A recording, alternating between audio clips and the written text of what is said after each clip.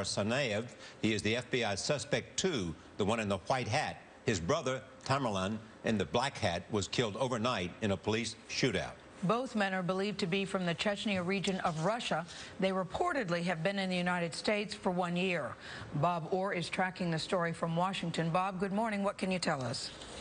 Good morning, Gail and Charlie. Well, the first order of business here is to try to find the remaining brother who is on the lam somewhere around the Boston area, they believe. The man who has been now infamously noted around the world as wearing the white baseball cap backward. That's Dzhokhar Tsarnaev, we believe. And he's believed to be 19 years of age. His family comes from the Chechnya area, which you mentioned. His older brother, Tamerlan, was killed in a police shootout last night around Watertown, Massachusetts. So the first order of business is to try to find that guy because they're worried that he's heavily armed. He may have other explosives with him. He's already demonstrated a willingness and an ability to kill, and they're concerned about what he could do next. The other order of business, though, beyond the tactical police search and the pressing manhunt, is trying to find out, are these two brothers connected to anything bigger? Are they connected to any kind of domestic or foreign cell? Now, it's kind of a strange case because you've got two brothers who have family connections back to Chechnya, a region that's been troubled for a long time with various radicals. But we found out now that they've lived here for quite a long time. These two brothers, according to family members, have been here for a number of years. In fact, we think Dzhokhar Tsarnaev, the one who is still on the lam, came here when he was 5 or 6 years old. One official told us these brothers were completely assimilated. They were legal permanent residents of the United States. They lived with their family around the Cambridge, Massachusetts area for a long period of time. So that's important because when we first heard about this potential international connection, it seemed to suggest maybe they were agents or connected to some kind of international terrorist ring. Now, because they've been here for such a long period of time, it also has some of the hallmarks of being a domestic homegrown plot. Two people who became radicalized. We believe these brothers are Muslim, potentially, devout Muslims. But they lived here for a long time. So what caused them to move, and did they have any accomplices? This is what the FBI is working on right now. We do know that one woman has been taken out of an apartment around Cambridge, and she is being held, we believe, as a material witness. But as far as investigators know, as of this morning, they were saying they just believe these were the only two people that they knew of that were directly connected to the Boston bomb. So this is still a rapidly evolving story. And meanwhile, the press goes on to find bomber number 2, the man in the white baseball cap. And the FBI is still asking for the public to help there. Charlie, Gail. All right, Bob Orr, thank you. The entire city of Boston is in lockdown. In the suburb of Watertown, police with guns drawn are searching door to door. Don Daler is in Watertown. Don, good morning to you. Good morning, Gail. Yes, the intense manhunt continues. We've seen SWAT teams going house to house very methodically and very carefully, I might add.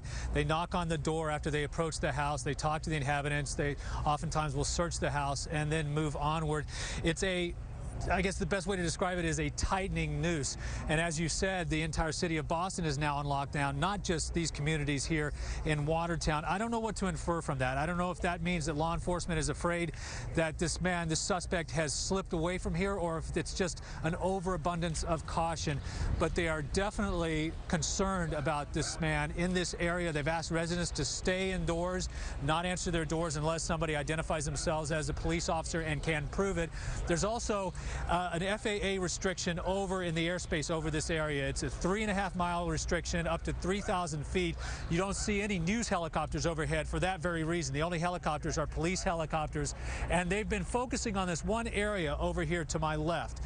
For the past 30 minutes, this helicopter's been hovering there. That's where we saw the SWAT teams as well working. So a lot of concentration in that area. And if I can make one quick observation, I was in Atlanta for the Olympics bombing, and you'll remember that it took years years went by before there was any resolution to that case. And it was only until the bomber himself, Eric Rudolph, started bombing abortion clinics that he was caught and confessed. Similar to that case, these gentlemen could have gotten away. They had a chance to flee, but evidently it appears that it was their own bloodlust that has led to their eventual end, assuming that this man is not going to escape this particular dragnet. Charlie, Gail. Don Daler, thank you. With us now, Lauren Lemanchek of our Boston station WBZ. Lauren, good morning. Good morning to you. We have quite a scene here in Watertown, Massachusetts this morning. What can you tell us, Lauren? Well, what I can tell you is I've been here since about midnight overnight, and in the last, I would say, half hour, the amount of police presence here has just increased exponentially. Just a short while ago, we saw officers from both state police and local police running down a street, guns drawn. They all staged in front of a house. And since then, we have seen armored truck after armored truck come in. We've also seen military vehicles. And now the Boston Police Special Operations Unit is here. There's a helicopter flying overhead. And while this area has been the focus of a lot of police presence since early this morning, this is the most I've seen it. At this point, it seems as though if they don't think that they have the suspect in that house, they think that they have someone very close to him, because the amount of intensity here has really increased. They have moved civilians away. They have moved the media away. And that's something that we haven't seen until very, very recently. They were allowing people to stay in their homes, and then just a short while ago, they did evacuate a few buildings, and they were yelling at the building that they're surrounding, if you're in this house, come out. So a big operation here in the attempt to find the second suspected marathon bomber. Lauren, what is the location of where they are? They are in Watertown, Massachusetts. No, I know that, but more specifically? They are off of Nichols Street. It's an area in a residential area, a very densely populated residential area, and they have been focused in this general neighborhood for a long time, really about 2 square blocks. In fact, they had raided an apartment building just about 2 hours ago that's only a half a block away from there. Came out, apparently didn't find anything worth staying in that building. Now they're just about a half block down the road from where they were doing that. And so it's really this 2-block area where now all of the police resources seem to be focused. Lauren, do you know anything about the people who live in that house? Have you heard anything about that, who they are? We haven't, and from where we are, it's difficult to tell exactly which house that it is, because the houses here are so close together that they're all surrounding 1 or 2 houses. But from where we're at, we can't even quite make out the house number, so we do not know who lives there or why. To this point, we haven't found that these suspects have really any connection to Watertown, other than it's the suburb that neighbors Cambridge, where they live. And so we don't know if they have acquaintances or friends here. When I talked to a friend of theirs just a short while ago, he said he had no idea why they would have wound up in Watertown. And so what they've been doing is checking backyards and basements, any of those places where someone might come in and hide. But as you look at it, they're continuing to bring in the trucks and the kinds of things that are brought in because of extreme circumstances. That's right. That's right. We have seen dozens of armored vehicles, SWAT vehicles, the Special Operations Unit. So these are vehicles that are only brought in these most serious circumstances, and they are all here on the scene. From my location, where they have moved the media, I can't really see the way that they're staging, but we have seen them all drive past us and over to where the police ran initially and were yelling at people to get out of the houses. So a very major police operation happening here in Watertown, just off of Nichols Street. Lauren, thank you so much. Thank you. With us is senior correspondent John Miller, and former Boston Police Commissioner Bill Bratton. So react to what we just saw here and what might be going on from a police standpoint. Well, there's quite obviously a concentration, excuse me, in this neighborhood. And what they're effectively doing now is evacuating houses around the area or house that they're concerned with. These things all move in a very well-planned, coordinated fashion. They're going to, particularly with the issue of concern about explosives, really try to, if they think that he is in a house or a location, they're going to try to evacuate as much of that surrounding area as possible before they initiate any action against the location that they're now focused on. And the concentration of forces, the helicopter, this is the first time we've seen that since midnight last night with this intensity. So they obviously feel that they may have him in this area. We just heard Don Daler say, though, guys, that the entire city of Boston is on lockdown. What exactly does that mean, and how do you even go about locking down an entire city? Let me explain that. At the press conference earlier this morning, the police commissioner for Boston indicated on behalf of the mayor that because of the concern, as of that time, they had no indication that he was in that 20-square block area that they initially had cordoned off. They were now beginning to expand the area of concern if he was outside of that perimeter, armed, dangerous, with explosives. The idea was to, as a safety measure, you're the mayor of Boston, you want to ensure that if he is able to move into your community, that you're going to do everything you can to protect your citizens. Shut down the schools, shut down public transportation, and encourage people to assist the police by staying in your home. John, you've been on the phone. I've been trying to look into what we're talking about here. So there is something about that location they're interested in. I don't think, you know, one of the things you grapple with here is when you have a suspect who may be in a house, they may have access to media. They may also be watching TV. So I'm not going to go into everything there, but I think, as anyone can see, they have a heightened interest in that location. As the commissioner pointed out, they're moving people out of the way as they move their own tactical people into that field. So this will be something that we'll have to stick with for a little while and see how this pans out. I also assume by now, because they have the name and they know where they live, I assume they know a whole lot about him, and that those places, by a whole separate group of police officers, are going into finding out everything they know, looking to connect all the dots about who they may be, who they might have talked to them, all of that. What you want to do in a manhunt situation, whether it's immediate like this one or long-term, is you want to find out where are the places they would turn to, who are the circle of friends, right, exactly. And then you want to shrink that circle down till there's nothing left, and then your suspect is more vulnerable, is going to make more mistakes. Now, we're in the first hours of this, but you can certainly tell that they have, from the people we've seen them take into custody, who are not these two suspects, you can certainly see that they are trying to shrink that social network down to zero. All right, let's go to Bob Orr in Washington. We may have some new information or new photographs. Bob? Indeed. Charlie, yes, the FBI just a short time ago put out an urgent new bulletin that has the best picture that we've seen so far of the man they're looking for. We want to put it on the screen and share it for you now. This is lifted directly out of the bulletin that was just issued by the National FBI office about 9 o'clock this morning. This is Dzhokhar Tsarnaev. This is a picture of the man who has become known around the world with the backward white baseball cap. The surveillance photos were, in many cases, from the side and from some distance.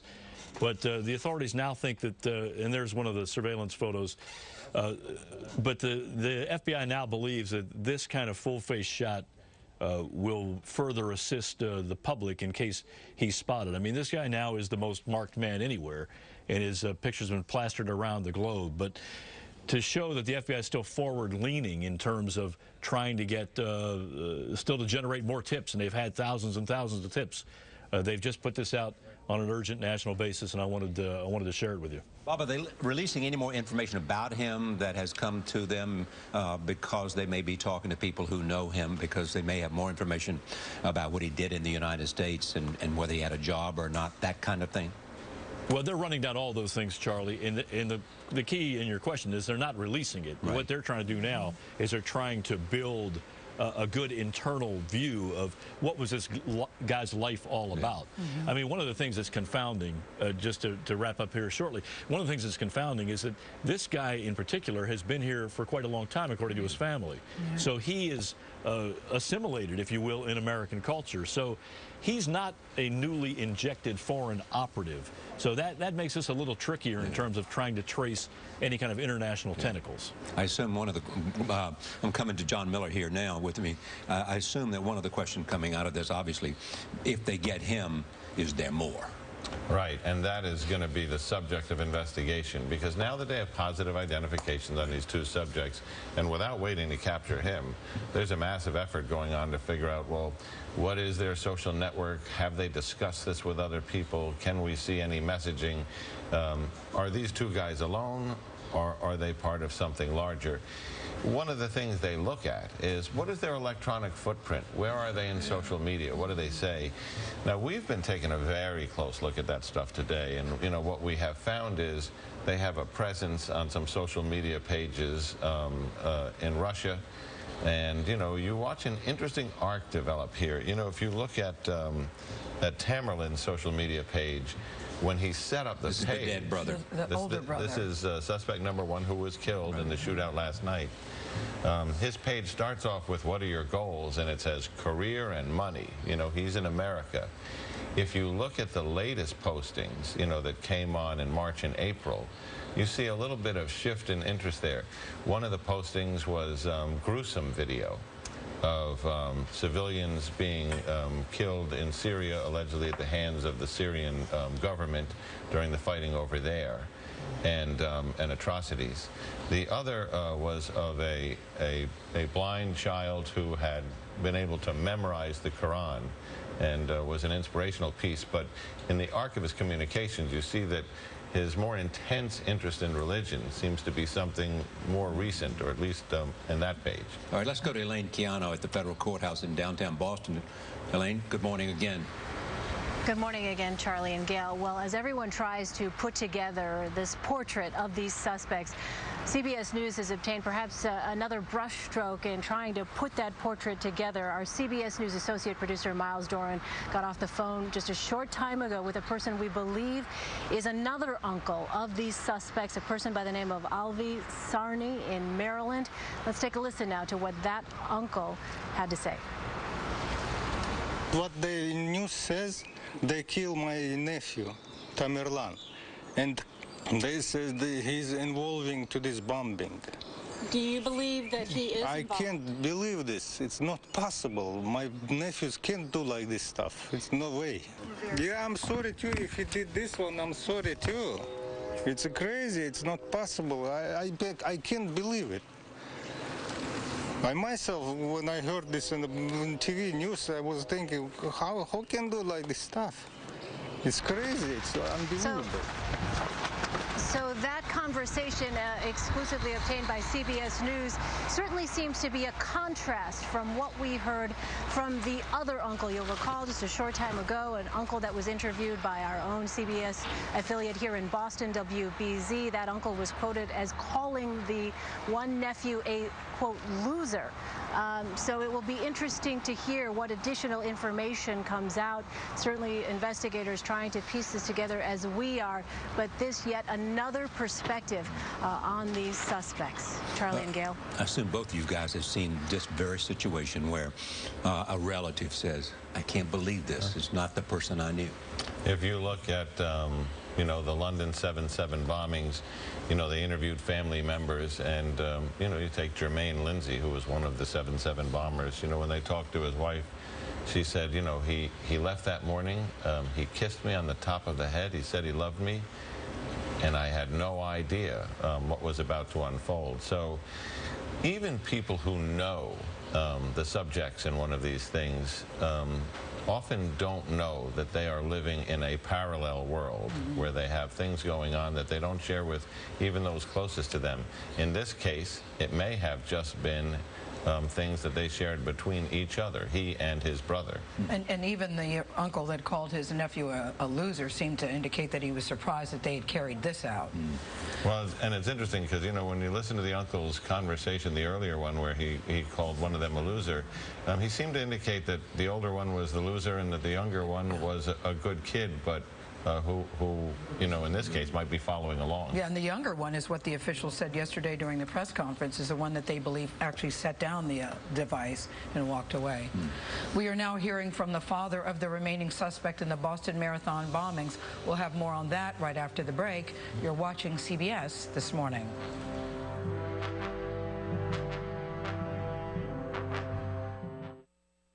Ch Chili's $6 lunch break combos. Try our delicious new freshly made lunch pizzas on our house-baked pan crust. Served with soup or salad and made to order. Chili's new $6 lunch break combos. More life happens here.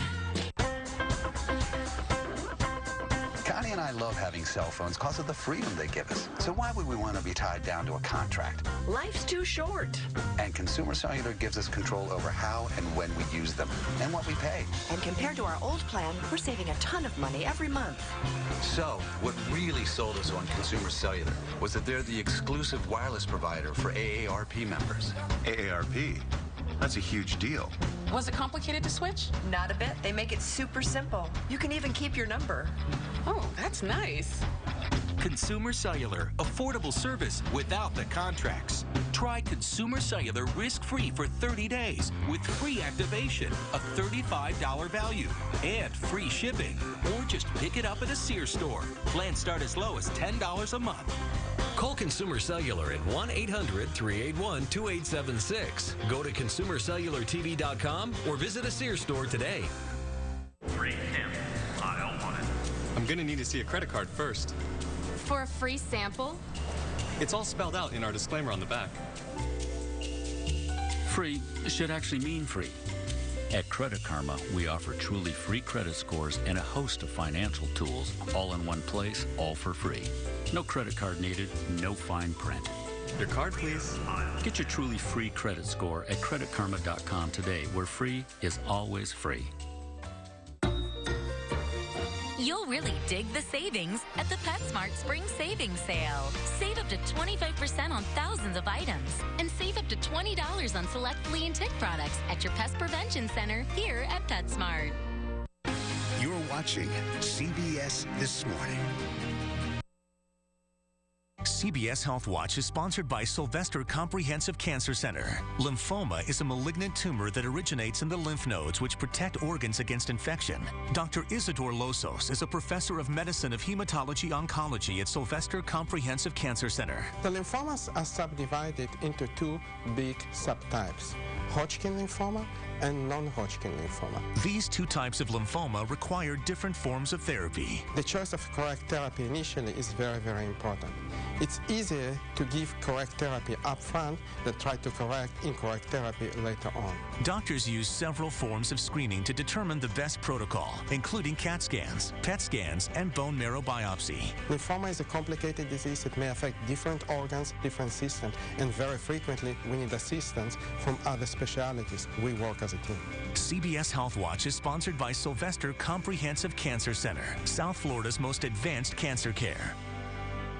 All new Dr. Phil, Team Mom Farah. I made my own personal video. Do you think people believe you? I don't care. Exposed. Unlike your mother, I don't care whether you throw a fit or don't.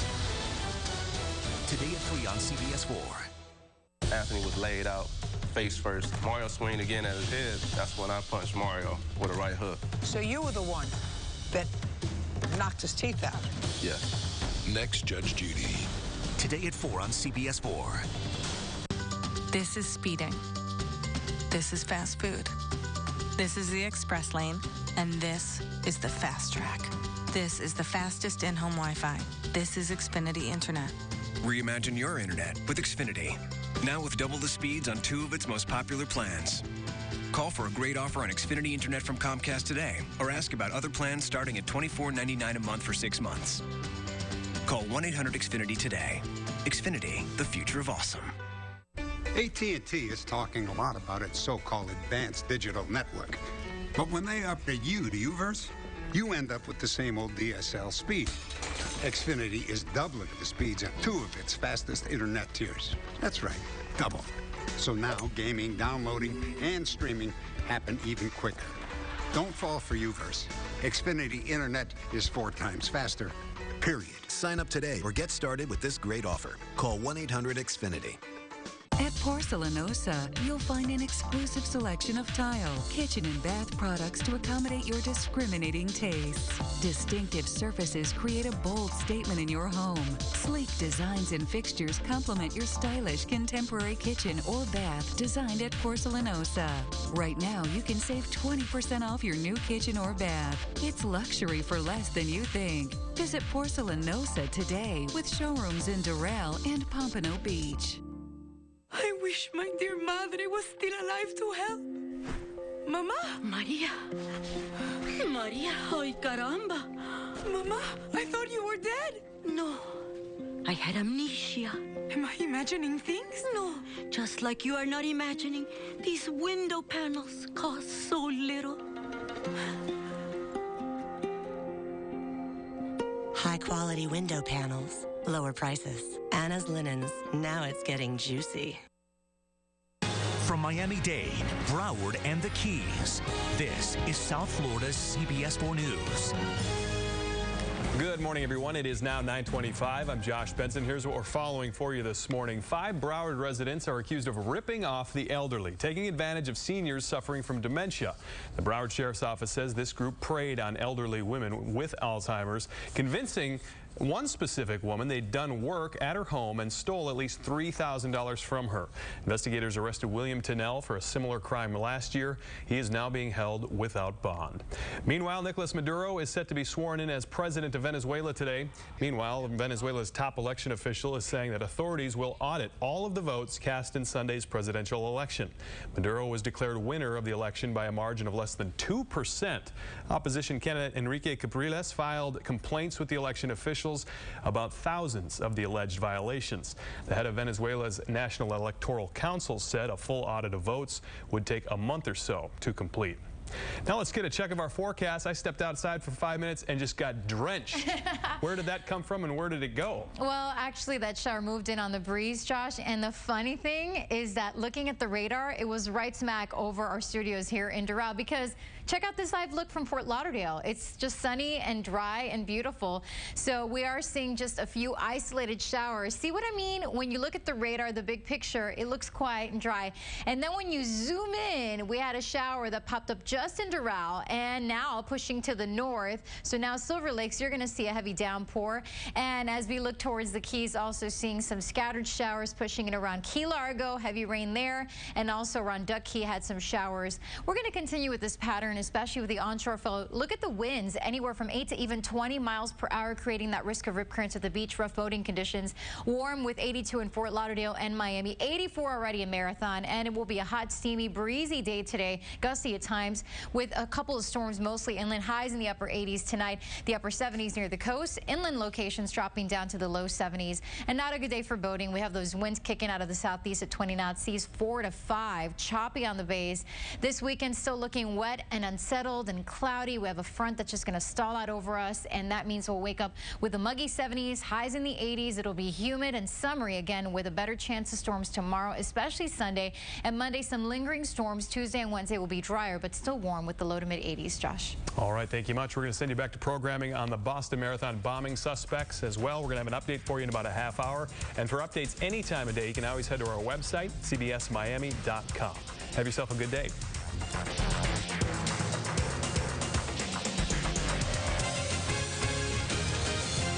Sandra and Melissa on being BFFs. Next, OMG Insider. Where would we be without the laundry room?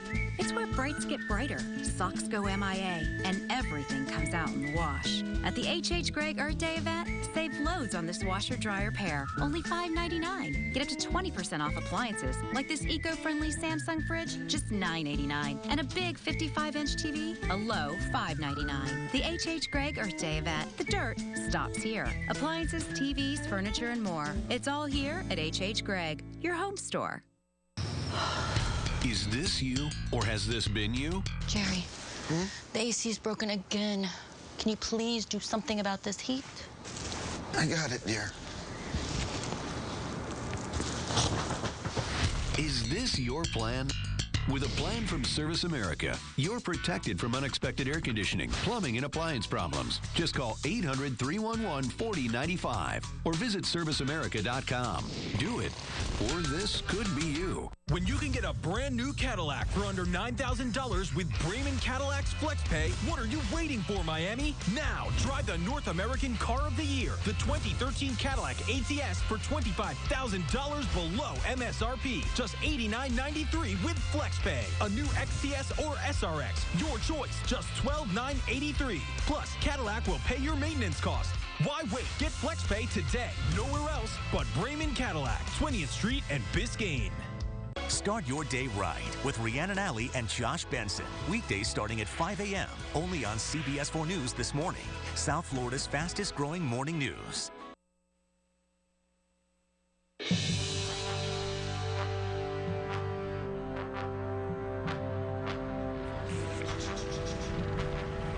We are continuing our coverage of the extraordinary events that are taking place in Boston and Watertown, Massachusetts, where there is a hunt, an intense manhunt for the suspect number 2. We go now to Don Daler. Charlie, yes, there's an army of law enforcement officers as well as National Guardsmen who have found out from this area, this parking lot, they've been moving through a 20-block area, going door to door. We have some video of SWAT team members. You can see them approaching the houses cautiously, knocking on the doors, making sure that people are okay. No doubt they're judging from the expressions on their faces whether they're being held hostage. They're taking signals of that nature. But also, if you imagine in these neighborhoods, there are millions of hiding places they're having to look at very, very carefully. And this is a person they're looking for, they describe as armed and exceedingly dangerous. And I'll just give you a quick recount of what brought us to this point. At about 10:20 last night, a MIT, Massachusetts Institute of Technology police officer was found shot to death. They then the police discovered in doing the investigation that 2 individuals were seen shooting him in the head. They fled in his vehicle. They then carjacked another vehicle, a Mercedes SUV, and took that driver with them. They set him free at a gas station, did not kill him. He's probably feeling like the luckiest man alive at this point. And then they carried on from there until the police caught up with them. What ensued was an incredibly violent gunfight. Witnesses report that explosive devices were used, that there were numerous gunshots being fired, and that at one point, one of the suspects tried to roll an explosive towards the police. That is the suspect that is believed to have been shot dead. He died. He was pronounced dead later in the hospital. He had heart failure when they were trying to treat him. The other suspect, the one that they're looking for right now, who's believed to be the gentleman in the photos and the FBI videos with the white cap, he is still at large. He, according to eyewitnesses, jumped back in the SUV and drove straight at the police line, driving through it, and escaped at that moment. They're still looking desperately for him. There are police helicopters overhead. Very, very serious situation still. Boston, the entire city, is on lockdown. People are being urged to stay indoors, don't go to work, don't go to school until this is completely resolved. Gail, Charlie. Don, thank you very much. Joining us now, the anchor of the CBS Evening News, Scott Pelley. An extraordinary story, isn't it? Well, it is unfolding before our very eyes. You had to believe that after they released those photographs yesterday afternoon that it wouldn't be long before somebody was able to identify them. And, of course, that apparently happened shortly after midnight. Charlie, we've just been told that the Attorney General of the United States and the Director of the FBI are en route to the White House now to brief the president. So they will be telling the president everything that they know about these suspects and whatever foreign connections there may be. And then there's news this morning, Scott, that the suspects are from Chechnya. That's the thing that everyone's been talking about this morning, that is certainly a new wrinkle that no one was expecting or predicting. And as many people in the audience know, Gail, as you know, Chechnya is a province of the former Soviet Union, province of Russia, which is a predominantly Muslim province, and has been the scene of a ruinous civil war for many, many years. Chechnyan rebels had been fighting the Russian army there for a very long long time. But we also understand, as Bob Orr was reporting to us earlier, that these young men apparently have been in the United States for some time. And were legal residents. It's not like they came to the United States over the last year or so. Apparently one of these young men has been here at least 5 years. So what is the connection to Chechnya? Is there a political or religious connection to Chechnya? I think we won't know for a while. No, they're being described as totally assimilated, and there's a statement from the father who says, my son, the one who has passed away, is a true angel who was in the United States studying medicine, that even relatives appear to be caught off guard by this development. The father told the Associated Press that his son was a second-year medical student, and of course that's not true. And one has to wonder whether the young man was lying to his father about his successes in the United States. Well, of course we don't know. That's idle speculation, but the father seems to believe that his son was a second-year medical student here. One of the questions is whether they became radicalized after they got here, that in fact they did not arrive in the United States with the intent of committing terrorist acts, but something happened. You hear a little bit of that from the way their social media pages reflect in their own entries. That's right. At least one of them said that he had no friends in the United States, even after all of these years, didn't understand the United States, even though he seemed to have a girlfriend, he said. So there's a great deal to know, and we're learning it minute by minute as this story begins to unfold. And the manhunt gets more intensive as we see a gathering there in one neighborhood. Bill Plant is monitoring the development at the White House. Bill, good morning. Good morning, Charlie. We know that the FBI Director Robert Mueller and the, the Attorney General Eric Holder are on their way, or perhaps already here, to brief the president. This indicates that all of the activity overnight has gotten to a point where they get a personal briefing. He gives them a briefing that they would have otherwise gotten, has been getting overnight from his counterterrorism director, Lisa Monaco. But we do know that he was awakened overnight more than once and briefed on the happenings in Boston and in Watertown. Now, he has no public schedule today, so there's a possibility that we may possibly see him later if this develops to the point where he feels he can make some kind of statement. But I have to tell you that in situations like this, the White House is very reluctant to get out front. They're in a listening mode. But what we do know is that the situation has developed to the point where it's important enough to brief the president by the FBI director and the attorney general, who are either here or on the way. Do we have any sense that it might be something that we don't know that they want to brief the president on?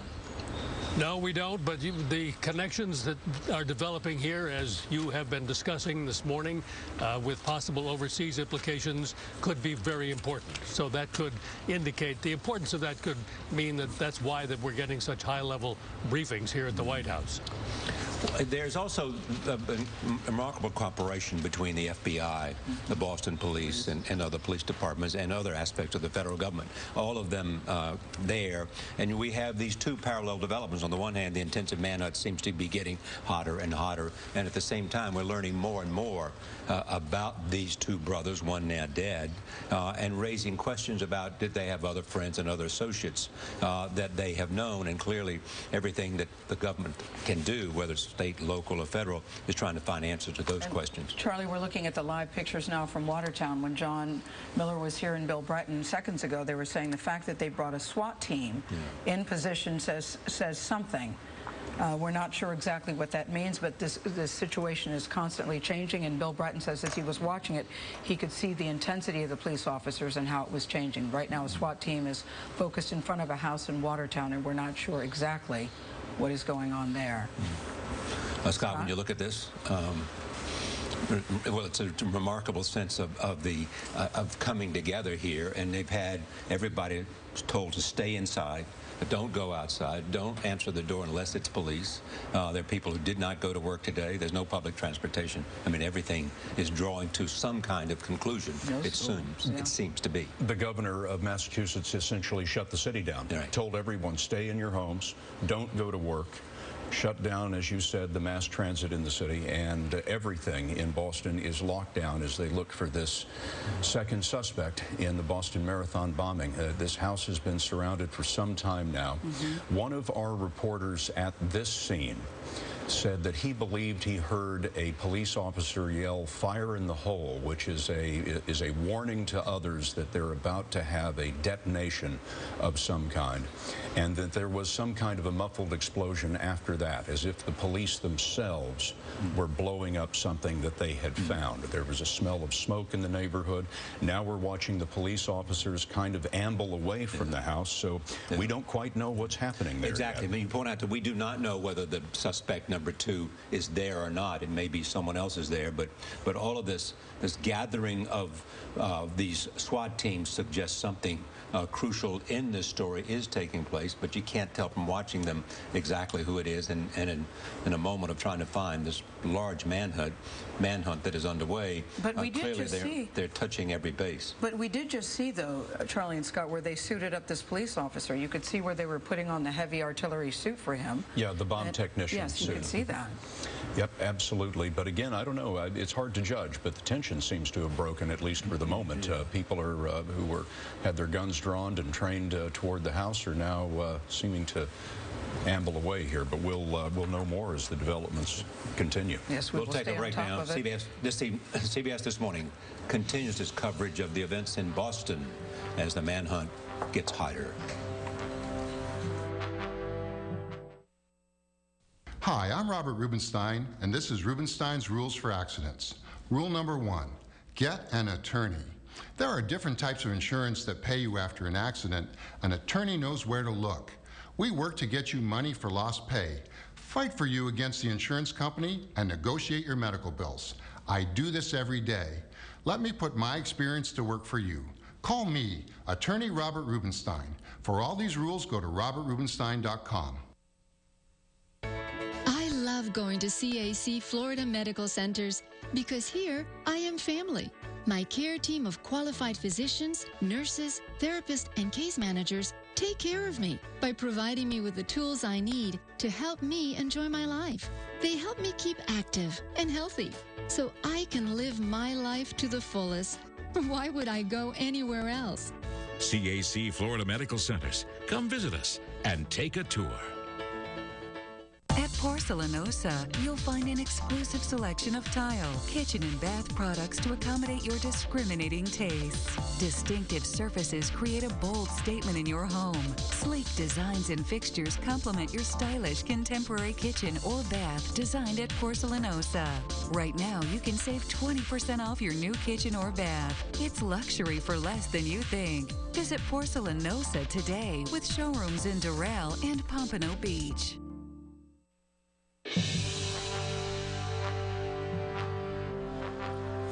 We continue our coverage of the events in Boston this morning. John Miller joins us once again with some sense of what may be going on here, John, as they gather and seem to have relaxed some of the tension. So it seems that they have done their search of that house with SWAT. This is the house we've been watching for the last half hour or so, where they had a regular team of officers approach the house. Whatever it was they saw or heard, they called for the SWAT team and the armored vehicles. Then SWAT team made an entry here. It appears they've cleared that location because what we just saw, as Scott pointed out, is they've suited up a bomb technician in a bomb suit, and they would not send him in there unless the house was cleared. So it's likely they saw something that gave them enough concern that with the number of explosives these guys have used, that they want him to go through there. And now that they've cleared it for the presence of a suspect, they want to clear it for the presence of explosives. For either of you, do we know the connection between the suspect, if there is one, and this house? No. We don't know whether this is a residence that's already associated with him that they were checking specifically, whether someone called in and said, I think I saw him run in there, or whether they had something else.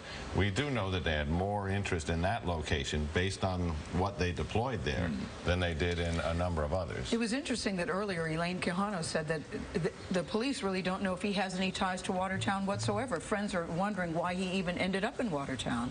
What can you say about that, John? Well, I think that that could be entirely spontaneous, which is the way he ended up in Watertown was at the wrong end of a police chase. So, you know, they were making decisions on the fly, and sometimes when you are pursuing someone like that, the turns they make have more to do with their attempt to get away than a specific destination. And sometimes when they don't know where they're going, they end up at a place where there's no way out, and they abandon the car. That may well be what happened last night. Too early to tell. You know, some people may be waking up on the West Coast and just seeing this for the first time. And Charlie, maybe we should recap just for a moment what's occurred this morning. Well, it's been a dramatic morning, and overnight, John has been giving us the timeline, the line of what has happened. I'll go back to John for that. But this is underway in Boston at this moment, a massive manhunt for suspect number 2. Suspect number 1 was killed in a shootout, and then the other has escaped. There is a perimeter around an area. They do not know if he is within that perimeter, but that is an ongoing assumption. They have not found him, but there is a massive, massive manhunt underneath, and they have released photographs, so we've seen more. We have names and photographs and even some comments from relatives. But go back to the timeline, John, from what we have seen beginning last night through this morning. So this begins to unfold about 10:30 last night. There is an MIT police officer, Massachusetts Institute of Technology police officer, who is shot. He's shot numerous times in the head in his cruiser. And then there is an incident at a gas station that turns into a carjacking. They take a car. That results in a police pursuit that goes out of Boston into Watertown. That ends at an intersection where the 2 brothers, suspect number 1 and suspect number 2, who by then the whole world has seen in these photographs as the people who allegedly placed the bomb. There's a tremendous shootout there. And police are yelling, shots fired, we need to get armor here. They have grenades, and there are a number of explosions that happened. They are, during the car chase, tossing these grenades out the window at the pursuing police cars, and then in the firefight, throwing these satchel bombs at police officers. One of those brothers is killed there on the scene, and the other brother flees in a second vehicle that gets about 5 or 6 blocks away before it too is abandoned. And from that vehicle radiated out this perimeter of roadblocks and police officers that they locked that area down. And this search we've been watching through the morning is the hunt for that remaining suspect, the one who allegedly placed the bomb at the Boston Marathon. John, they were able to put that perimeter in place very quickly. Well, this is the moment of truth when you have a chase like that, which is how fast you can get that perimeter up. Cops intuitively want to be right there in the fight. Nobody wants to go 2 blocks out and block a street and stand there. But there's a discipline to it, and if you can get a perimeter that locks down a square area by blocking each street and posting that with a cop who can see anybody who comes out of the alleys or that block, you have a high likelihood that your subject is going to be captured within that perimeter. The vulnerability in the beginning is if you get a good lock on this end of the perimeter and you're still trying to find resources to block the other end, that's a time when the person makes that decision. Am I going to hide in an alley, jump in a garbage can, hunker down, or am I going to try to slip out one of these streets? And you don't know till the end of the search. Also following the story all morning is Bob Orr in Washington. Bob? Yeah, Charlie, I'm listening to you guys talk, and what strikes me is if Elaine Keanu's interviews hold up, and these 2 suspects, these 2 brothers, were not that familiar with Watertown, that could be good news, because that would mean that this suspect we're looking for, this Dzhokhar Tsarnaev, is out of his comfort zone. You know, that if he's flushed out of the place where he knows he can find safe harbor, it makes it harder for him to hide. He's the guy in the white baseball cap here on the right of your screen. We've called him since last night suspect number 2. He is now still on the run. His older brother, Tsarnaev, is dead. He died in the shootout with police overnight. What's interesting about these 2 guys is that we know they come from Chechnya by way of family roots, but according to relatives and officials, they've been here for quite a long time. In one official's words, they had assimilated into American culture. So that throws into question whether or not they have any true international connections in the terror realm. They might have some kind of self-radicalized ideology that they're following, but time will bear that out or not. The key right now, it's a two-pronged process. The key is to find the second suspect. We have a new FBI photo that was just issued this morning. That's the one we saw last night of the two brothers together. And this is the new photo of Dzhokhar Tsarnaev. And this is a full-face shot that's high resolution, and the FBI is hoping that if somehow he's not already known, because his face is around the world, that this will jog somebody's memory and maybe trigger a phone call. But finding him first is the key. Finding out whether he has Confederates and other planners is the second step of the process, Charlie. Bob, thanks. Our coverage continues on CBS This Morning.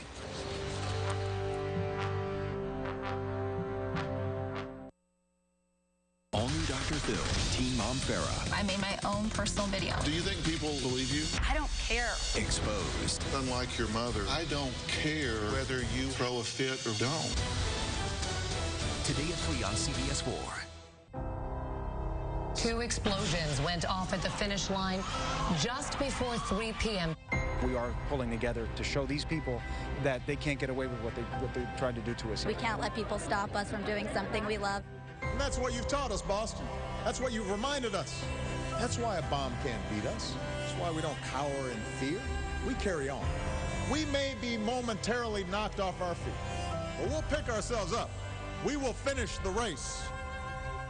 Attention, Da Vinci robot surgery patients. If you had a hysterectomy or prostate surgery performed by the Da Vinci surgical robot and suffered medical complications, call 800-800-1919. If you had to undergo additional surgeries due to complications, call us. If you are considering robot surgery, get the facts first at badrobotsurgery.com. Call 800-800-1919 for a free confidential consultation. The magnificent fresh Florida grouper, a favorite that's always in season. First, the glaze. Fresh Florida orange juice and golden honey with a touch of Dijon mustard and soy sauce. Honey citrus glaze meet the grouper. That's how easily Florida grouper becomes a delicious meal. Visit freshfromflorida.com for more mouth-watering recipes. Remember, delicious is always served fresh from Florida. Now, all the news on CBS 4 is on the pages of South Florida's fastest-growing news magazine. To find out how you can have the latest edition of the CBS 4 news magazine delivered to your home for free, call 305-477-1699.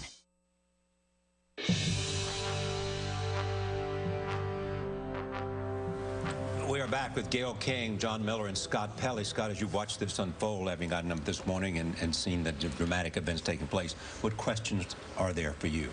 Well, the big question at this hour is the FBI released the photographs of these two people, didn't know who they were late yesterday. Now the question becomes, how were they discovered? How did this MIT police officer end up being killed, apparently, by one of them? Was he responding to a call? Did somebody spot them? How did all of this begin? Or were they looking for a vehicle or whatever it might have been? Exactly. Yeah. That's the one thing we don't know, is how these men were finally spotted and how this unfortunate police officer came across their path. And how extensive the connections might be back to Chechnya, because the FBI director and the Attorney General are going to the White House as we speak to brief the president. That's right. And I mean, what the president is going to get is pretty much the best information available. The FBI director has been being briefed on this since the middle of last night, has gotten regular updates. They're going to be meeting with the president and Lisa Monaco, who's his terrorism advisor. Was Chechnya a surprise to you, John? A Chechnya connection, was that a surprise? I wouldn't say it was a surprise. I was going into this thinking there would be some connection to somewhere. As Juan Zarate, our national security consultant, has framed it for us, though, there's a couple of good questions here. So we're still watching this develop. The biggest question, of course, is where is suspect number 2, and when will they get him? As most people assume, they will find him at some point. Our coverage from Boston will continue on many of these CBS stations. Our stations in the West will be joining us for CBS This Morning. get on this bus unless you have good news for me. He may not be able to save the campaign. The vote is 2 weeks away, and I'm losing? Yes. But CBS Sunday. What's that, Peter? That is a ring. Can he save his marriage? Peter asked her to renew their vows. Wow. No other broadcast drama is pulling off this level of entertainment. All I know is I love you. So say yes. A new Good Wife, CBS Sunday, 9, 8 Central. Where would we be without the laundry room? It's where brights get brighter, socks go MIA, and everything comes out in the wash. At the H.H. Gregg Earth Day event, save loads on this washer-dryer pair, only $5.99. Get up to 20% off appliances, like this eco-friendly Samsung fridge, just $9.89. And a big 55-inch TV, a low $5.99. The H.H. Gregg Earth Day event, the dirt stops here. Appliances, TVs, furniture, and more. It's all here at H.H. Gregg, your home store. CBS Health Watch is sponsored by Sylvester Comprehensive Cancer Center. Lymphoma is a malignant tumor that originates in the lymph nodes, which protect organs against infection. Dr. Isidore Losos is a professor of medicine of hematology oncology at Sylvester Comprehensive Cancer Center. The lymphomas are subdivided into two big subtypes: Hodgkin lymphoma and non-Hodgkin lymphoma. These two types of lymphoma require different forms of therapy. The choice of correct therapy initially is very, very important. It's easier to give correct therapy up front than try to correct incorrect therapy later on.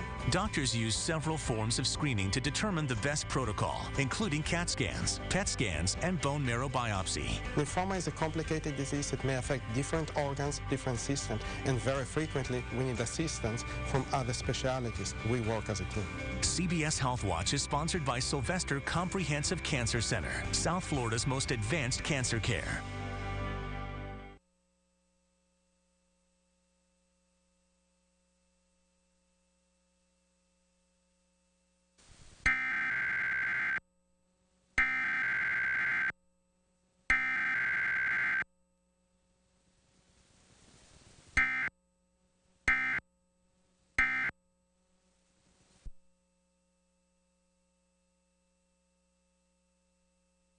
This is a test of the emergency alert system. From Miami-Dade, Broward, and the Keys, this is South Florida's CBS 4 News. Good morning, South Florida. It's 9:55. I'm Josh Benson. Here's what we're following for you this morning. 5 Broward residents are accused of ripping off the elderly, taking advantage of seniors suffering from dementia. The Broward Sheriff's Office says this group preyed on elderly women, especially one woman with Alzheimer's, convincing her they'd done work at her home and stole at least $3,000 from her. Now, investigators arrested William Tennell for a similar crime last year. He's now being held without bond. Nicolas Maduro is set to be sworn in as president of Venezuela today. Meanwhile, Venezuela's top election official is saying that authorities will audit all of the votes cast in Sunday's presidential election. Maduro was declared winner of the election by a margin of less than 2%. Opposition candidate Enrique Capriles filed complaints with the election officials about thousands of alleged violations. The head of Venezuela's National Electoral Council said a full audit of the votes would take a month to complete. Let's get a check of that forecast. As I said earlier, I was outside for about 5-10 minutes and I got drenched. Now I smell like a wet dog. Perfect. Oh, well, I'm sorry about that, Josh. But you know what's funny is that it was just here outside our studios in Doral. Look at the beautiful sunshine that we're taking a live look from our Fort Lauderdale camera shot right now. It's dry there. In fact, dry for most of Broward County. Miami-Dade County, that pesky, sneaky shower that just moved in across Doral is now pushing off to the north, and you can see basically fizzling on out. And right now, most of Miami-Dade County enjoying quiet conditions. So there you go, Josh. You can head outside and dry off. Right now, seeing those showers sweeping in near Key Largo and the upper Keys. And right now, the middle Keys looking good. Could see a couple of showers down near the lower Keys.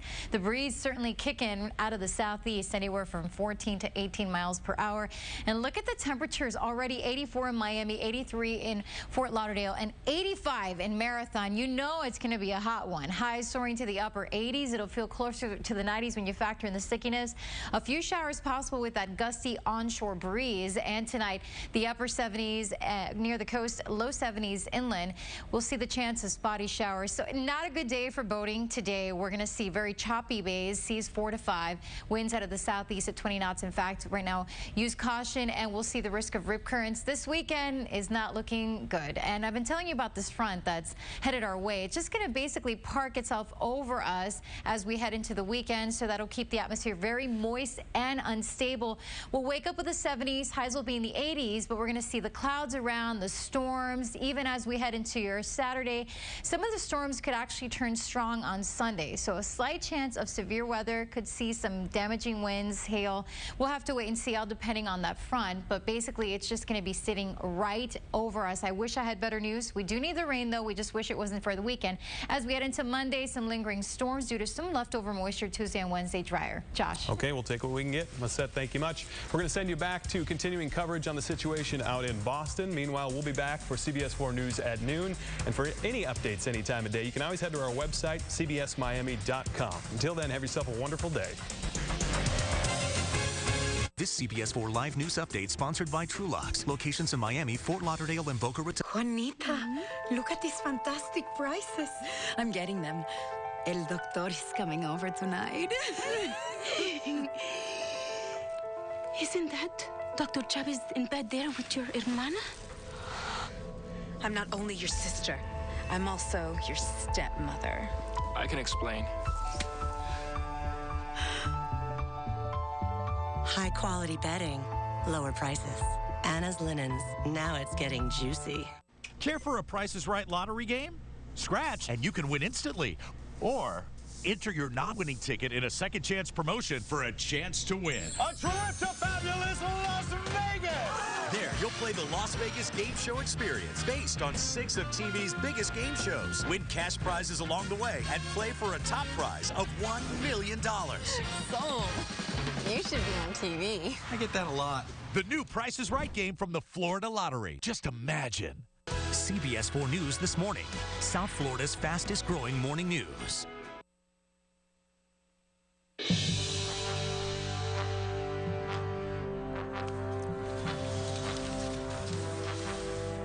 Good morning. This is a special edition of CBS This Morning.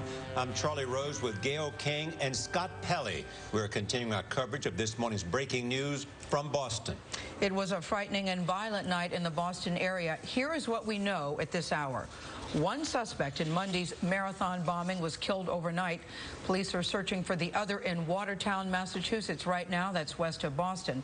Hundreds of thousands of people in neighboring cities and towns are being asked to stay behind closed doors.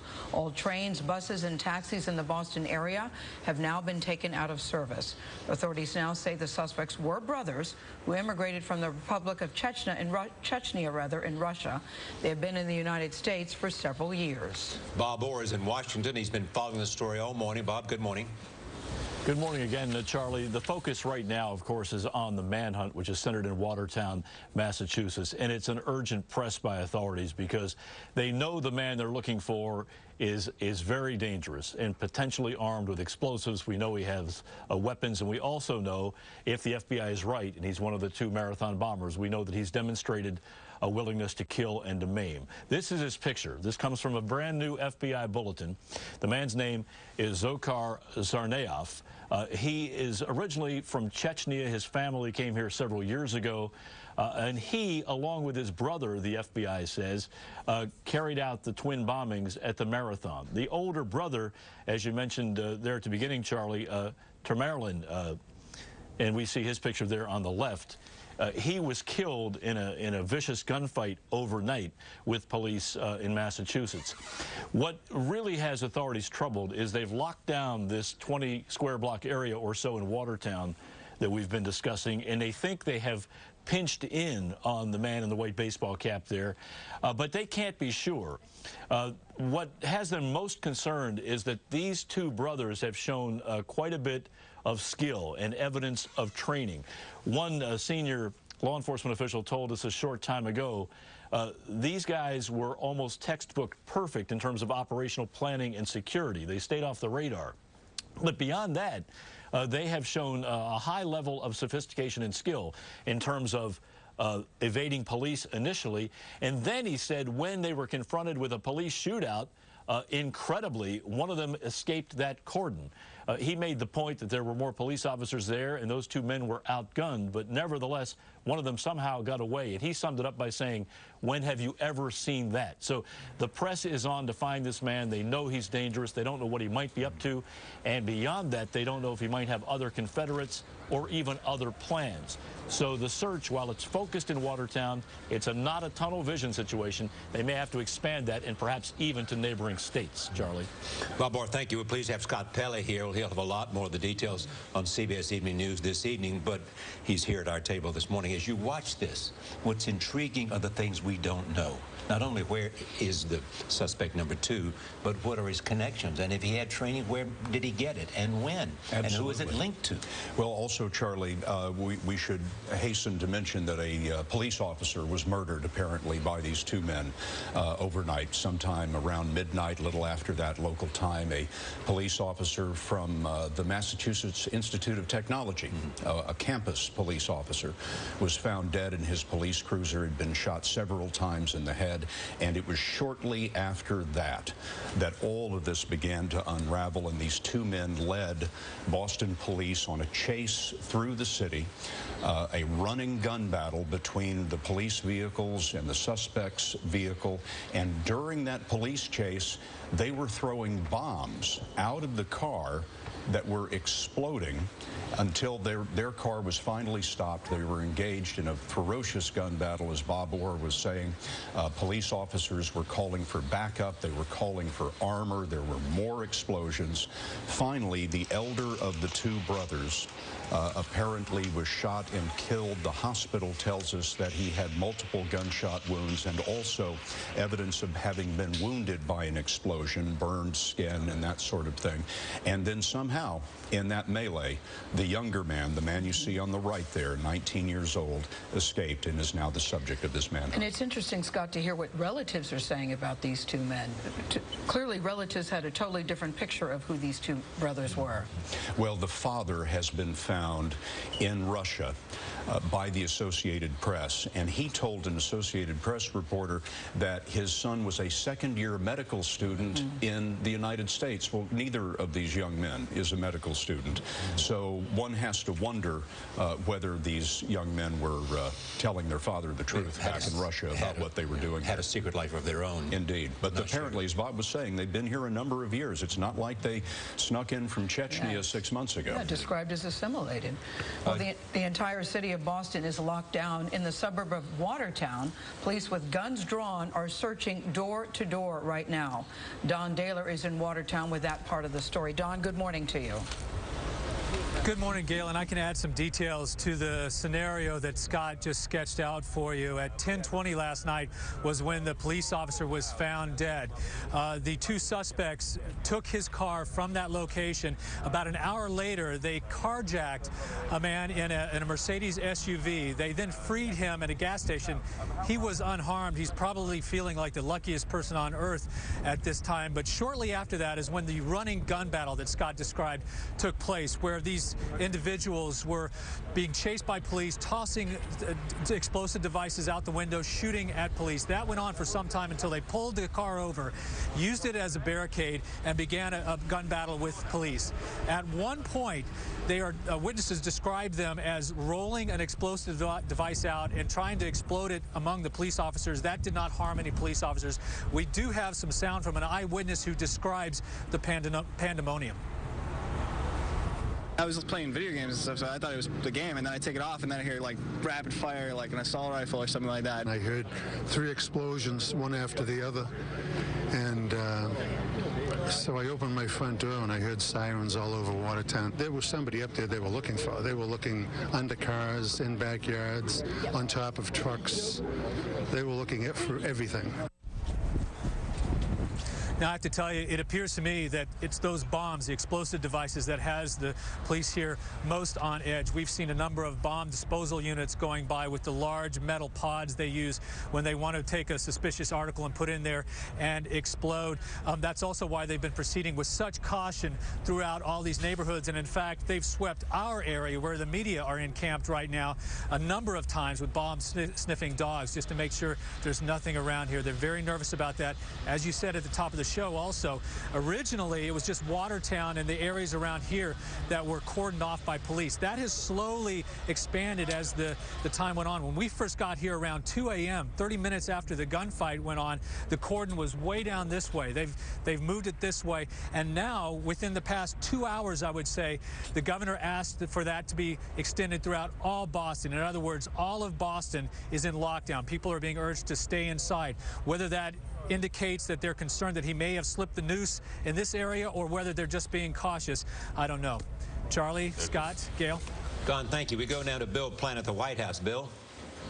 Well, Charlie, just to give you an idea of how serious this has become with the revelation of these possible overseas connections, the director of the FBI, Robert Mueller, and the Attorney General, Eric Holder, are both now here at the White House to personally brief the president on the developments overnight. They were following this wild night all through the night here at the White House. Senior officials told us that the president was awakened a couple of times and briefed as things developed in Watertown. Those briefings were by his assistant for Homeland Security, Lisa Monaco, who has been briefing him through the week. Now, he's been kept current as this went on, but today's or overnight events certainly raised the stakes. And the president is now getting a personal briefing from the head of the FBI and the Attorney General. He doesn't have any public schedule today. We were not scheduled to see him, but we'll be waiting to see if, as events develop, the president will have anything to say. Charlie?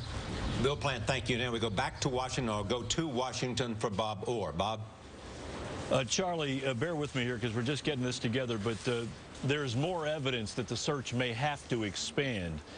We've been working on this for a while, and I think we can now tell you the Connecticut State Police have just put out a bulletin, which I know is also being circulated through the government, which says that the suspect that we're looking for, that the FBI is looking for, may be in a vehicle and may have left the area. This suspect here, Dzhokhar Tsarnaev, who is a fugitive now, wanted in the bombings in Boston, may be in a vehicle. We're not sure about his direction of travel. We have one source, which we're not comfortable yet sharing, saying he may be going in a south direction. Can't be more specific than that. But if we can get this information on the screen at some point, we will. They believe that he might be driving a gray Honda CRV, and the registration is 316 ES9. It's a Massachusetts plate. And I'm going to say it again because I know that we haven't had time yet to put this on the screen so you can take down this note. But again, it's not a sure thing, but this is kind of a BOLO, a be on the lookout type bulletin, which this one originated with the Connecticut State Police. It's being also mirrored by other authorities. They're saying that the suspect that they're looking for might be driving a gray Honda CRV. Registration again, license plate 316, the letter E is in Edward, S is in Sam, the number 9, Massachusetts. We will get this developed for you into a more readable graphic so that you know exactly what we're saying. This is important because they're worried, among other things, that the man is potentially heavily armed. He may be carrying explosives. And they don't know where he's going, if he's trying to flee or if he might be going somewhere else that could present an even greater challenge. So again, we're still working our sources on this. If we get further information, of course, we will be right back to you. But just for a third time, the man might be driving a gray Honda CRV with a Massachusetts plate. Bob Orr, thank you very much. If this is true, means he's escaped the perimeter. Scott, John? I think what they're looking for is, in a case like this, you've got this perimeter lock. What you're going to want to know is what cars are associated with him. I mean, his car, his mom's car, his brother's car, and can you put eyes on that car? And if you can't, then you have to allow for the possibility he may have found his way to that car and moved. The second version of that would be if you've got a perimeter and you find that a car was stolen, either in that perimeter or on the outside of the perimeter during the time period you're trying to lock that down. That's another thing you might be looking for. But the idea that they think he's headed south with a particular destination, and I know what Bob is talking about, seems to suggest that not only do they have a description of a car, but some information comes with that. John, can you talk about how he could have escaped the perimeter? His brother apparently dies in a shootout with police. The perimeter is put in place immediately. They lock down the neighborhood and go door to door. How could he possibly have gotten out and now in a car, allegedly? When you're putting together a perimeter like that, and remember, you have to add some context here, which is, it's not like they had a plan and said, we're going to put a box around this neighborhood, and they had a week to do it. They're coming off a wild gun battle with numerous explosive devices. There's an officer down in serious condition. This perimeter was put together very quickly and under tremendous stress. So what you do is you try to get all the units you can, and you post them one at a time. It means the cops have to fan out from the center of the action, and you have to get that box set up around block by block. And sometimes you can get one end of the perimeter tight, and there can be a gap in the other end, and you have to fill that out. That's an opportunity that a suspect's on the move can sometimes slip out of the perimeter with. You do the best you can with it. Scott? Well, earlier today, the Boston police said they had about a 20-block perimeter lockdown, and they were going to search garage by garage, house by house, etc. Is this now an indication, John, that they believe they have had a good look at that 20-block perimeter, and he's not there? You know, when I was in Los Angeles, if we put up a 4-block perimeter, a 6-block perimeter, that was a big thing to account for. And that's a lot of ground to cover, especially house by house. A 20-block perimeter is huge. That's a big undertaking. And I think that they've got to get through that. That'll probably go on for a longer while than we're even on the air. But you always have to allow for the possibility in a perimeter that big that there's a hole in it. You know, we have a name, Charlie, of the police officer, the MIT police officer who was apparently killed by these men early this morning, Eastern Time. His name is Sean Collier. And John, I wonder, do we know what it was that Officer Collier had been responding to that apparently caused him to intersect with these two men? Okay, so we know a little, but there are a couple of gaps there, and I think we can never say often enough. The information is coming together, and as it comes together, it can shift and change. But what we were told in a very good briefing this morning was that he was responding to a call of a disturbance. Then he goes off the grid. The next thing we know is a police officer arrives on the scene and says, we need an ambulance here. We have an officer down. And from there, they're trying to put together what happens.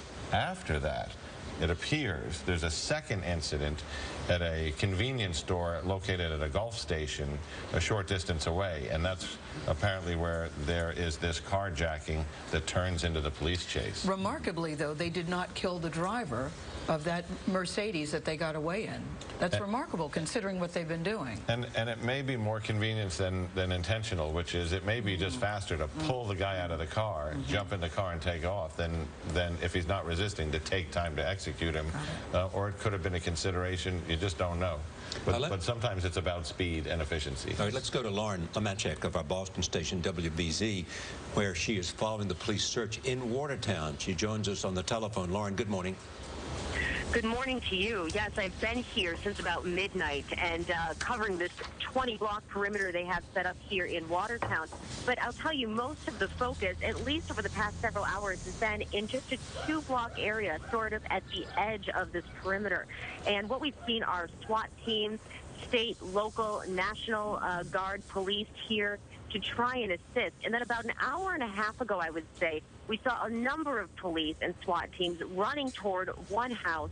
They staged there. They pulled the media back so that we could not see what they were doing and to keep everyone safe. And they evacuated some buildings, made the residents get out.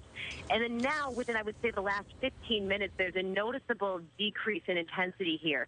It sort of coincides with the be on the lookout for that gray SUV in Connecticut.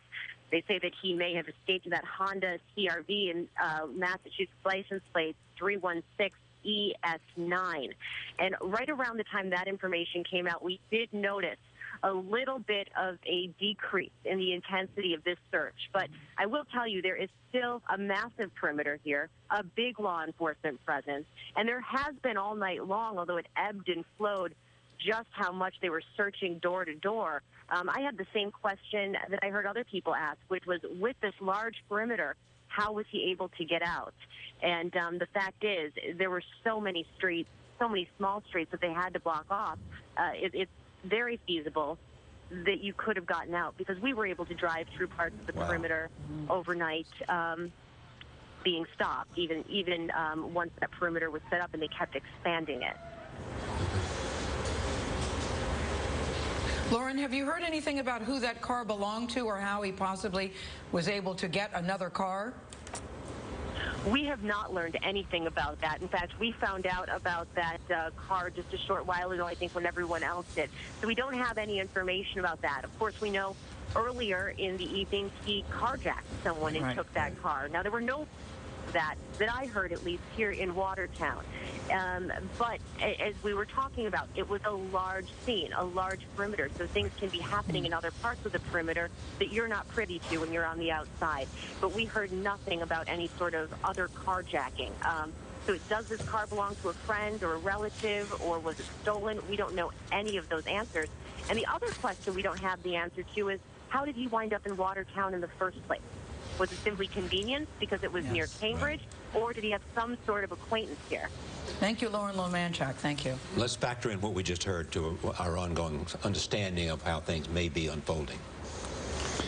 We've received some information just a short while ago that apparently the White House has been following this quite closely. The White House Situation Room was activated and has been filled with top counterterrorism officials. And as Bill Plant reported a short time ago, the FBI Director Robert Mueller and the Attorney General of the United States, Eric Holder, were going to be briefing the President this morning. But apparently the White House, through the Situation Room, has been watching these events unfold overnight. How unusual is that for that to happen, Scott, that the White House Situation Room would activate? Well, it's it's an indication. I guess it's not a surprise to anyone at this point, but this is being considered a case of terrorism and perhaps internationally inspired terrorism, and so the White House is all over it for that reason. This is not common criminality. Yeah, and perhaps some concern as to whether it may extend into something else. John?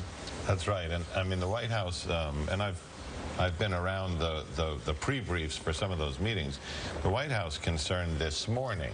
Their concern later may be, what is the strategic implications? You know, how is Chechnya involved? Was there a foreign terrorist training camp? A lot of questions. Their concern this morning is, what resources do we have that can either bring good information from either here or overseas that will help the authorities, or resources that we can give to the authorities, whether that's satellites or something else that will help in this search? I mean, what the President is going to be asking his people is, what do you have to offer? What can we push out that would help? That'll be the second thing he asks after he gets the information about what do they know about what's going on. I mean, what it underlines is the global implications of this story. And the global implications could be truly physically, geographically global, that they may have gone somewhere, they may have been trained in a camp.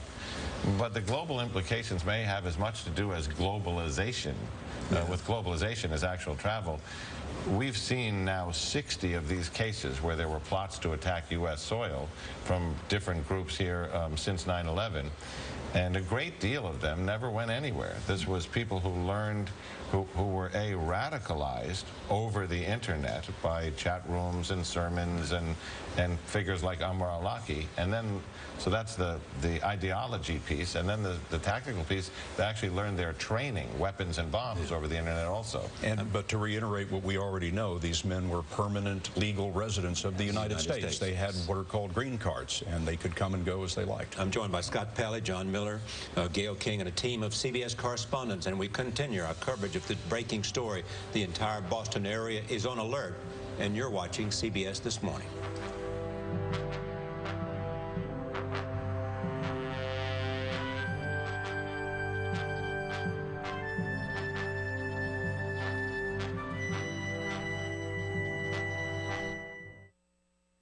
Wait, I spray and I pull and I pull and I spray. One word. Flamethrower! I just sprinkle Preen. Preen prevents weeds for up to 3 months, guaranteed, without pulling or spraying. I'm getting Preen. Preen. Stop weeds before they start. Can't believe I bought a 6-inch Subway breakfast sub and got this one free. Wow! Buy one 6-inch sub and get another one free before 9 a.m. All April long. Subway, eat fresh. Oblivion is an epic, mind-blowing film unlike anything you've ever seen.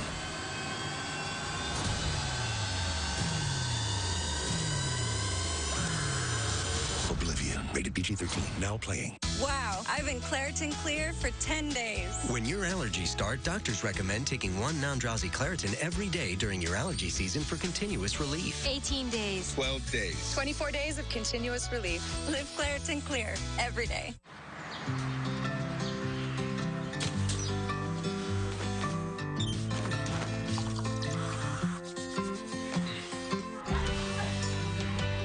For those who willingly take on the day. To make it better for someone else. The same way the smooth, creamy taste of Coffee Mate makes coffee and your day better. Coffee Mate, coffee's perfect mate. Nestle, good food, good life. Living with moderate to severe rheumatoid arthritis means living with pain. It could also mean living with joint damage. Humira adalimumab can help treat more than just the pain. For many adults, Humira is clinically proven to help relieve pain and stop further joint damage. Humira can lower your ability to fight infections, including tuberculosis. Serious, sometimes fatal events, such as infections, lymphoma, or other types of cancer have happened. Blood, liver, and nervous system problems, serious allergic reactions, and new or worsening heart failure have occurred. Before starting Humira, your doctor should test you for TB. Ask your doctor if you live in or have been to a region where certain fungal infections are common. Tell your doctor if you've had TB, hepatitis B, are prone to infections, or have symptoms such as fever, fatigue, cough, or sores. You should not start Humira if you have any kind of infection. Ask your rheumatologist about Humira to help relieve your pain and stop further joint damage. This isn't just a charbroil grill. It's a big fiery deal. Stainless steel, extra side burner, $169.99 at Big Lots. Well done. Get big fiery deals on everything from new charbroil grills to the everyday brands you need. Only at Big Lots. Here's the deal.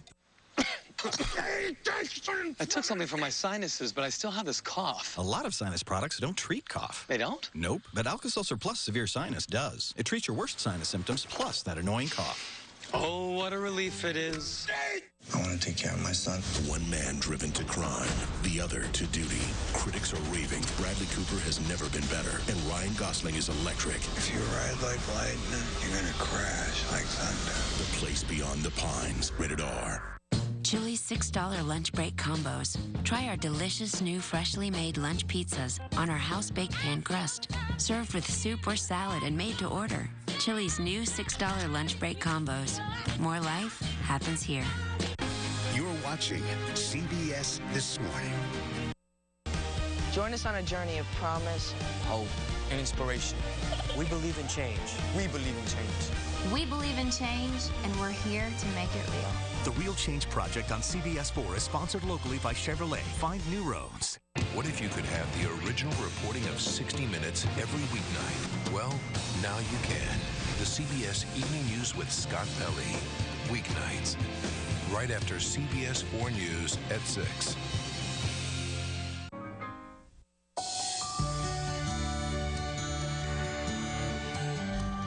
CBS This Morning continues in a moment. I'm Anne-Marie Green with a look beyond this morning's headlines. In the immediate aftermath of the Boston Marathon bombing, countless Good Samaritans stopped to help the victims. Among them, one woman who consoled one of the youngest of the injured. Elaine Keano spoke with her. Tracy Monroe had come to the marathon to cheer on her friends and family. When you decided to turn back, what did you think you were going to be able to do? You know, I really didn't have a plan. I didn't know, I had no idea what to expect. She was swept up in the crowd running from the blasts, but stopped. What did you see when you went back? I went straight over to this child, and this man was working on, working on her wounds. Her leg had been blown off. And And I just knelt down. I just knelt down close to her, and I just rubbed the side of her face. I tried to hold on to her hand and just rub her face. And I said, "Hi, baby, just look up at me. Look in my eyes. Come on. Just, it's gonna be okay. What's your name? What's your name?" And she just looked up at me and said, "Jane." I'll never forget it. Firefighters took the little girl to the hospital. Monroe remembers seeing a little boy who turned out to be Martin Richard. She was caught on amateur video, wandering in a daze, trying to find her family. When is it that you realized that the little boy whose picture then was on the TV, Martin Richard, was the brother of the girl you helped? I hadn't watched any news at all. And then my dad sent a message to us just saying that they've confirmed that the little boy who died was Jane's brother. And my heart almost stopped. Like, I immediately went online to see his face, and it really was him. It really was him that I saw. What is it that you want to tell Jane's family? I want to tell them that their little girl was very, very brave in an absolutely horrific time. 2 stories of bravery in a city discovering how much its people care for each other. Elaine Quijano, CBS News, Boston. CBS This Morning continues next. I'm Anne-Marie Green.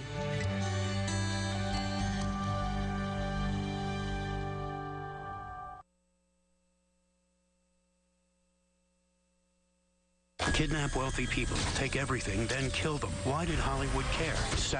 Attention, Da Vinci robot surgery patients. If you had a hysterectomy or prostate surgery performed by the Da Vinci surgical robot and suffered medical complications, call 800-800-1919.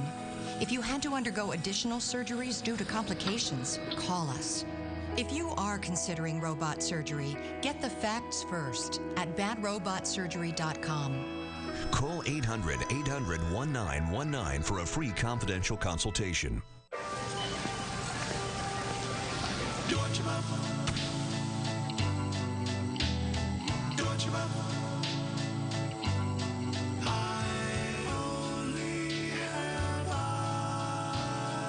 The Florida Lottery has just released its latest hit, $3 million Flamingo Fortune. With top prizes of $3 million, it only has eyes for winning. CBS 4 News this morning, South Florida's fastest growing morning news.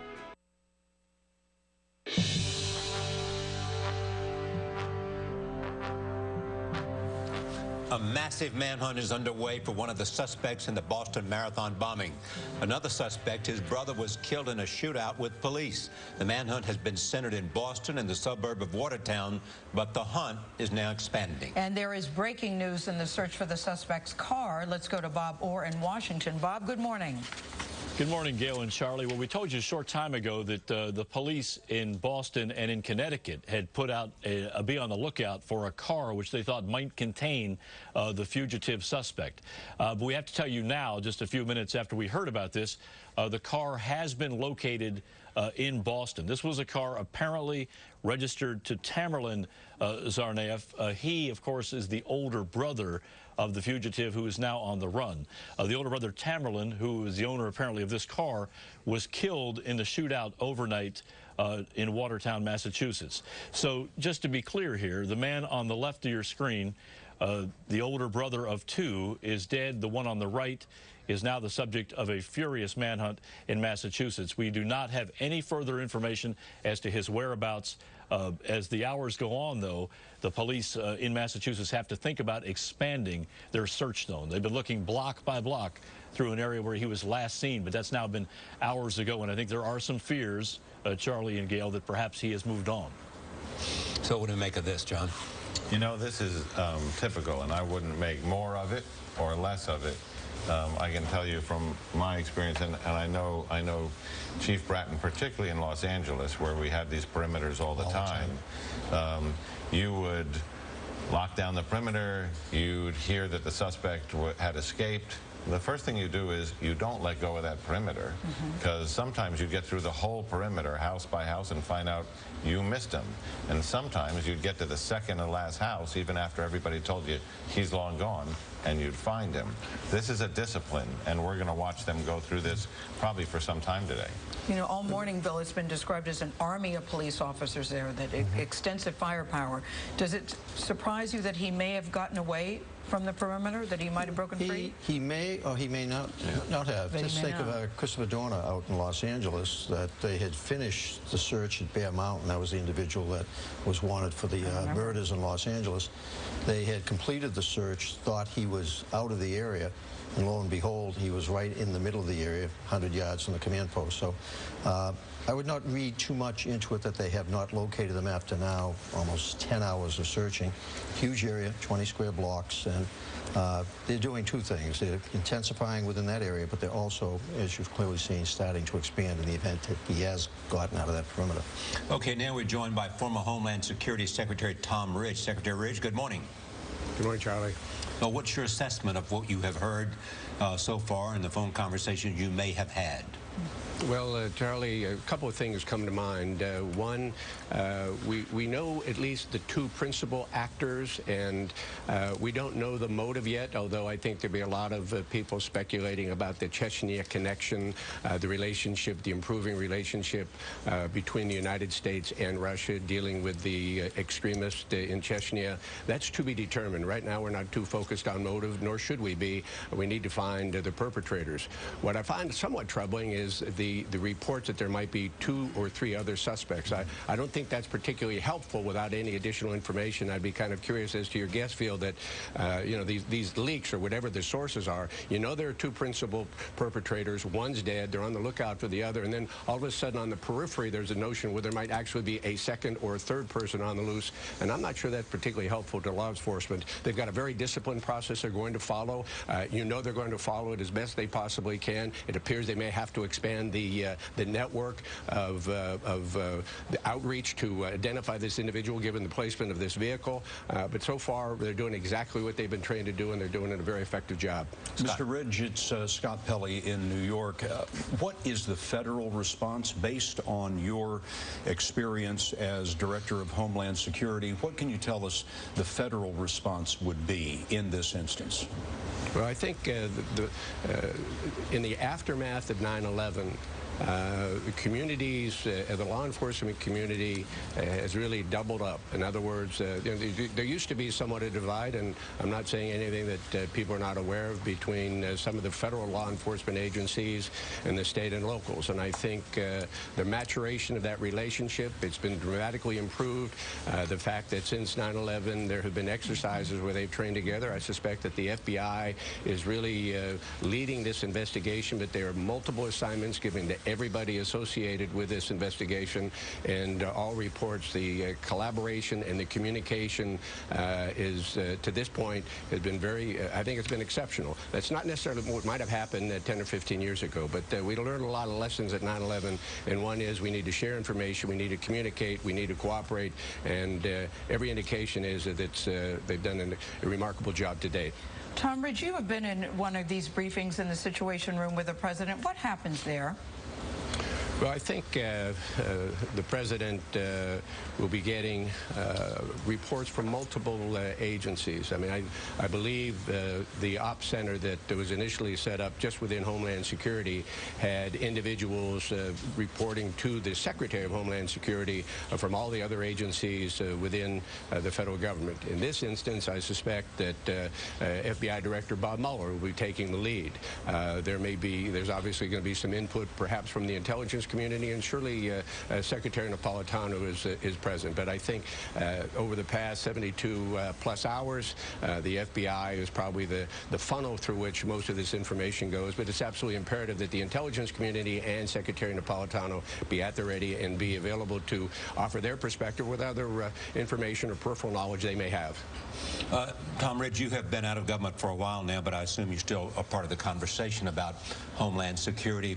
What do you make of the Chechen link? Because generally, because of the war there, it is assumed that most terrorism coming from Chechnya was directed against Russia. Well, you know, it's a very interesting question, Charlie, and when we get the perpetrators, I think there'll be a lot of analysis done, and it needs to be done. You know, the Chechens broke away, tried to declare their independence back in 1991. The Chechens were responsible because it didn't work out. The Russians went in and suppressed it with superior military capability. But since that time, you recall the incidents in the theater, the incidents in the school, multiple instances in Moscow, the public transportation, and you know, again, it's pure speculation on my part, but if these individuals were either converted once they were here or just held that resentment toward Russia and see that perhaps our collaboration with Russia, listen, we disagree, we have a lot of fundamental differences with Putin and Russians, but combating the Muslim terrorists is certainly bringing us a little bit closer together. That could very well have been the epicenter of their hatred toward America. Who knows? And right now, the motive is not as important as capturing these perpetrators. I mean, and that is, in fact, where the intense focus is. But at the same time, as we wait to hear further developments on that, the question continues to arise as to what was their life before the Boston Marathon? Where were they trained? Exactly. Did they develop this over a period of time that's intense, whatever led them to do this? Was there other influences on them? Are there connections to other people in the United States, whether it's one or more? Is there any support? Why might he be headed south if, in fact, he has escaped the perimeter? A whole range of questions come that go to what his base was before this terrible tragedy at the Boston Marathon. Yeah. No question, Charlie, and I'm quite confident that they literally have hundreds of people trying to, it's an overused euphemism, but let's connect the dots. With whom were they associated? Check their email train. I understand that there's some information possibly available on Facebook. Are there truly other conspirators in this process? Are there other people involved in just supporting this effort? So while the public, and very appropriately, is focused on these individuals, at least one, there are other scores of investigators focusing on the possibility that others might exist in support. And again, the capture of this individual, if that's the ultimate outcome, may lead to other findings relative to this brother team. Are they operating independently? Are they part of multiple cells and may have been here? I don't know. I haven't any way to confirm right now whether or not, although they've been here for the past several years, whether they've traveled back and forth to other parts of the globe, perhaps to get training. Although, as you and I both know, and you've often reported, you can pick up some training, you can be proselytized and converted by virtue of your interaction with others on the internet. So there's a lot to be determined, but while they're focusing on trying to find the actors, I'm quite confident others are trying to find out if there's any connectivity between these two individuals and anybody else in the United States for the time being. All right, Tom Ridge, thank you. It's certainly a fluid situation, and we are still searching for answers. We thank you, Tom Ridge. Now we want to go to Elaine Quijano. She's at the federal courthouse in downtown Boston. Elaine, good morning. Good morning to you, Gail. Well, of course, as investigators continue their manhunt, they're also trying to look at the background of these two suspects and perhaps providing some insight. CBS News has done an interview with a person who says he is the uncle of these suspects. This is a man who lives in suburban Maryland by the name of Alvy Sarney. And let's take a listen now to what he had to say earlier this morning. What the news says, they killed my nephew, Tamerlan, and they say that he's involving to this bombing. Do you believe that he is I involved? can't believe this. It's not possible. My nephews can't do like this stuff. It's no way. Yeah, I'm sorry too. If he did this one, I'm sorry too. It's crazy. It's not possible. I can't believe it. I myself, when I heard this on the TV news, I was thinking, how can do like this stuff? It's crazy. It's unbelievable. So the uncle there, the person who says he is the uncle of these suspects, expressing surprise at all of this. Gail, just some more information, another perspective from someone who says he is a relative of these two individuals. Gail and Charlie. Thank you, Elaine. Our breaking news coverage continues. The suspect's car is one of the issues. We'll have more in just a moment.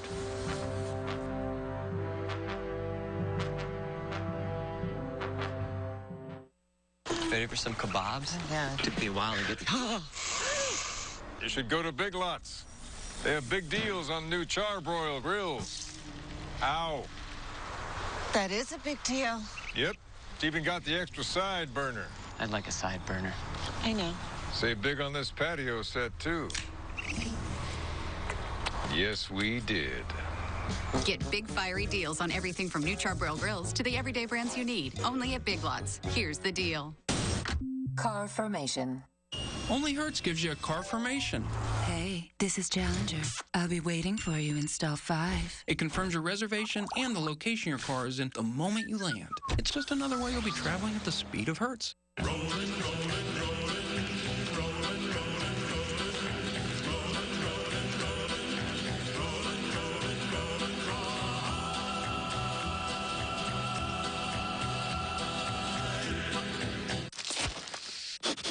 Bacon? Gotta get that bacon! Bacon? Bacon! Smoky bacon, meaty bacon, tasty bacon! Bacon? Ooh la la. I say, is that bacon? Bacon! Bacon! Who wants a bacon strip? Me! I get it myself, but I don't have some! Yum, yum, yum, yum. It's bacon! I love you. I love bacon. Bacon strips, made with real bacon. There's no time like begging time.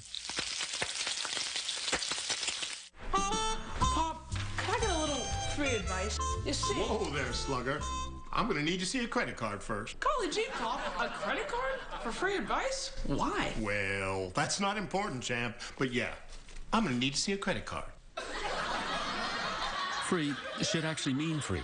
CreditKarma.com offers truly free credit scores.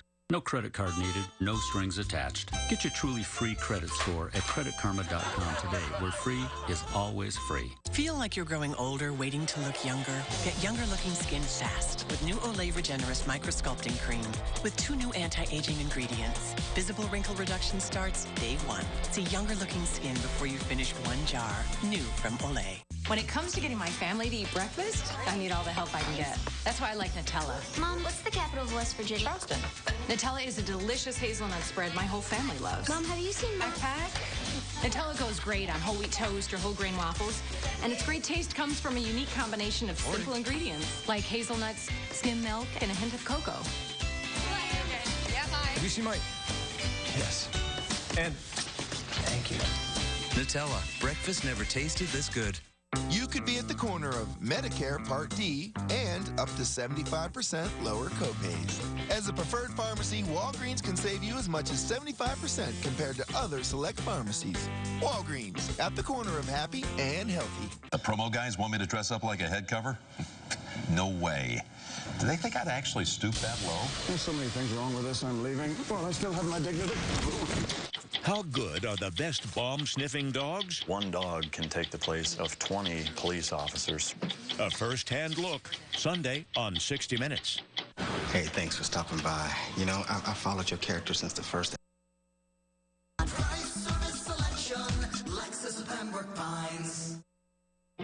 Work your look with looks that work. Now at VisionWorks, buy 1 pair of glasses, get 1 free. Any frames, any lenses. Or get a single vision pair for $49.95. VisionWorks. So you were the one that knocked his teeth out. Yeah. That's nasty, just nasty. Next, Judge Judy. Today at 4 on CBS 4. Police outside Boston have been searching all night and all morning for the remaining suspect in the Boston Marathon bombing. They still do not know where Dzhokhar Tsarnaev is. A short time ago, police put out a bulletin for a gray Honda CR-V. The car apparently belonging to Tsarnaev's brother, the other suspect who was killed overnight. Connecticut State Police say that car has just been located in the Boston area. Don Dahlers in Watertown. Don, what are you hearing? Gail, well, we're going to find out more details shortly. They're expecting a press conference within the next 30 minutes to give us the latest. You were talking earlier about the court, and I can tell you that we were here within 30 minutes of the shootout, and the police had already started to establish a court. Now, was it without gaps? Of course not. It takes a while to establish that, as John Miller said earlier, but we did see them moving quickly for that. They've since expanded that out. I should tell you, though, that perhaps in a sense of precaution, they've also put Logan Airport on high security levels right now. now. They're saying that domestic travelers should expect to get there 2 hours ahead of time to go through heightened security measures to make sure that this person is not slipping out of their grasp. Don Diller, thanks. Thank you, Don. As we hear this, what does it say to you? Anything different or new? The report that he just made about well, the airport and yeah. So I mean, I think we're watching the process of elimination, which is, you know, you've got your perimeter going, but now you're that far into it, you don't have your bad guys. You're saying, well, all right, let's quickly go over what were his other outs. Does he have a car? No. Does his brother have a car? Yes. Do we know where that car is? No. Put out an alarm for that car. Yeah. While we're putting out the alarm, let's see if we can find that. Okay, we found the car. Let's stand down on that. Does he have another way out? Yeah. And we're also getting reports, Charlie, that police in Westport, Connecticut have been stopping trains between Boston and New York and searching those trains in case he might be on one of those. CBS This Morning. We'll be right back. At Sargento, our cheese is going thin in a big way with our ultra-thin slices. You can now enjoy the same natural Sargento cheese you love at just 45 calories a slice. The same cheddar, Swiss, and provolone, just thinner and just 45 calories a slice. It's safe to say thin has never been more in. Sargento ultra-thin slices. Taste the real difference. And now enjoy ultra-thin slices in aged sharp cheddar and zesty pepper jack.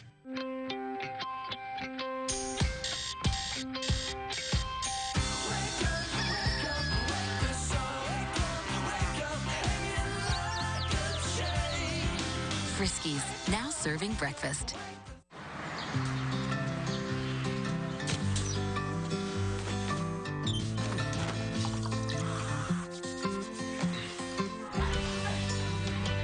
For those who willingly take on the day. To make it better for someone else. The same way the smooth, creamy taste of Coffee Mate makes coffee and your day better. Coffee Mate, coffee's perfect mate. Nestle, good food, good life. If you have yet to master the quiet sneeze, you may be an allergy muddler. Try Zyrtec. It gives you powerful allergy relief. And Zyrtec is different than Claritin because Zyrtec starts working at hour 1 on the first day you take it. Claritin doesn't start working until hour 3. Zyrtec. Love the air. This week only, save up to $7 on Zyrtec products. See Sunday's newspaper. Parentheses have a place, but not on your face. Juvederm XC is the gel filler your doctor uses to instantly smooth out lines right here. Temporary side effects include redness, pain, firmness, swelling, bumps, or risk of infection. Ask your doctor about Juvederm XC. How do you measure happiness? By the armful? By the barrelful? The carful? How about by the bowlful? Campbell's soups give you nutrition, energy, and can help you keep a healthy weight. Campbell's. It's amazing what soup can do. Weeds, I spray and I pull and I pull and I spray. One word. Flamethrower! I just sprinkle Preen. Preen prevents weeds for up to 3 months, guaranteed, without pulling or spraying. I'm getting Preen. Preen. Stop weeds before they start. The only patch for the treatment of mild to moderate Alzheimer's disease is Exelon Patch. Now with more treatment options, Exelon Patch may improve overall function and cognition. Your loved one can get a free 30-day trial, and you can have access to nurses. It does not change how the disease progresses. Hospitalization and rarely death have been reported from wearing more than one patch at a time. The most common side effects are nausea, vomiting, diarrhea, fall, loss of appetite or weight, application site redness, and urinary tract infection. The likelihood and severity of these side effects may increase as the dose increases, or if patients weigh less than 110 pounds. People at risk for stomach ulcers who take certain other medicines should talk to their doctor, as serious stomach problems such as bleeding may worsen. Patients may experience slow heart rate. Free trial offer for them, nurses to talk to for you. Visit ExelonPatchOffer.com.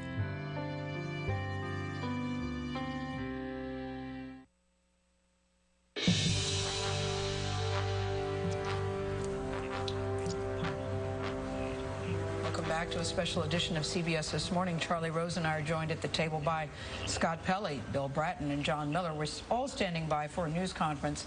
There are fast-moving developments this morning in the search for the surviving Boston bombing suspect. Authorities believe now that two brothers are behind the marathon bombings. One of them, as you have heard, was killed overnight. The other suspect's car has just been found. Hundreds of thousands of people are being told to stay in their homes. We continue our breaking news coverage on CBS This Morning.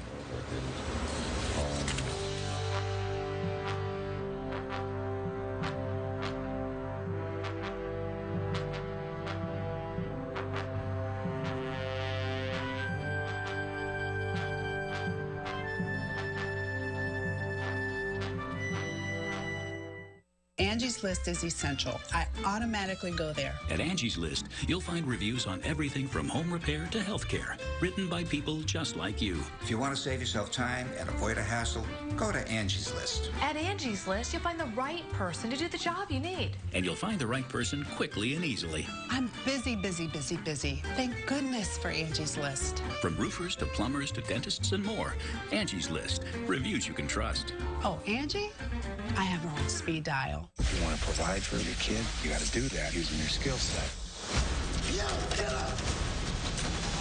If you ride like lightning, you're going to crash like thunder.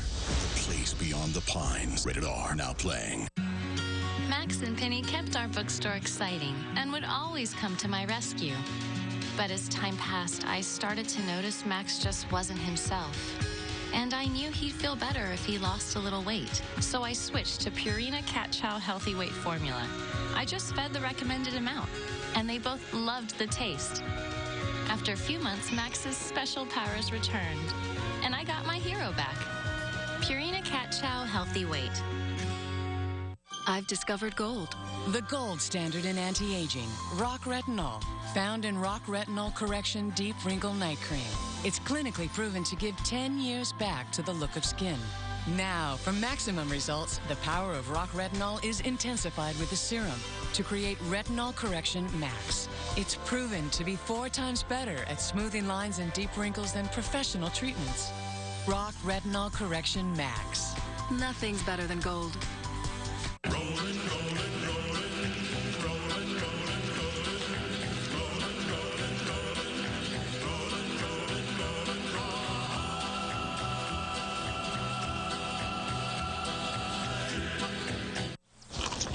Yeah, KFC. Original recipe.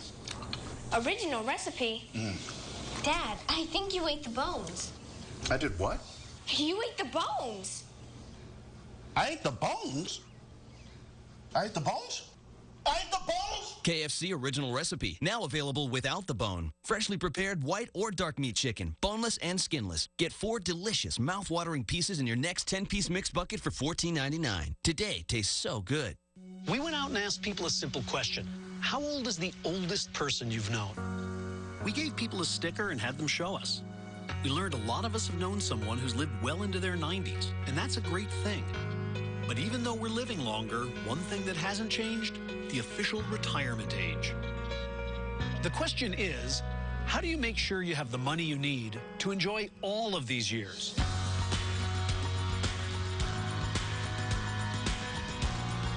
Tonight, Dave's got James Franco. Kids, that's how you suck up when you have a show.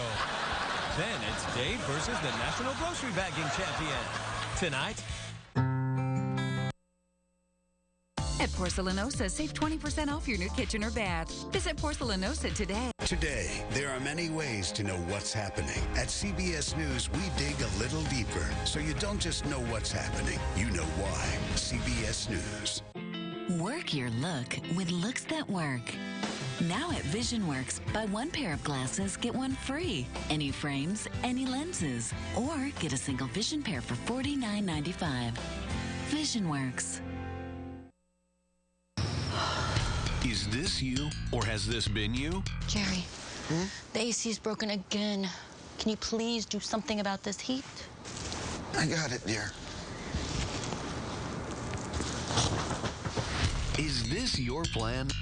With a plan from Service America, you're protected from unexpected air conditioning, plumbing, and appliance problems. Just call 800-311-4095 or visit serviceamerica.com.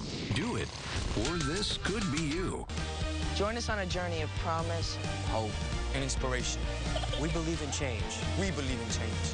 We believe in change, and we're here to make it real. The Real Change Project on CBS 4 is sponsored locally by Chevrolet. Find new roads. Next, OMG Insider. You've been drinking. I have. Sandra Bullock and Melissa McCarthy on being BFFs. Listen. You're so crazy, you two. You're so crazy. Next, OMG Insider. Tonight at 7:30 on CBS 4. New Cadillac ATS, just $299 a month with 0 down at Williamson Cadillac. Be out, and they take that man hostage and take him on a ride. They threaten him, and at some point they throw him out of the car, and they keep going. That turns into the police chase that ends in the shootout in Watertown. In Watertown, during that gun battle, they're throwing bombs. They've been throwing bombs out of the car.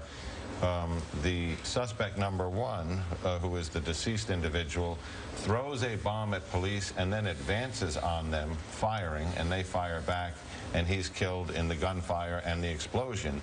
His brother then jumps back into the carjacked vehicle and puts it in reverse, backs over his dead brother's body in the street to make his getaway, probably unaware that he's doing it, and then takes off. That car is found 5 or 6 blocks later, and from there radiates this perimeter of 20 blocks or more that they've been searching throughout the morning. Which leads us to where we are. I mean, there are conflicting reports, something like the fog of war, as to whether a suspect has escaped the perimeter or not, whether they're closing in on him and there is some contact or not. I think the rule of thumb is, unless you find that suspect somewhere out of the perimeter, you know, you finish that search. You assume he's there until you find out otherwise. Especially since we know a couple of things, which is he and his brother engaged in a long shootout with the police at that location. They put a lot of rounds into that getaway car as he was speeding away. There's a very good likelihood he's wounded and bleeding in that perimeter and may not be in shape to escape too far. CBS News This Morning continues. Stay with us.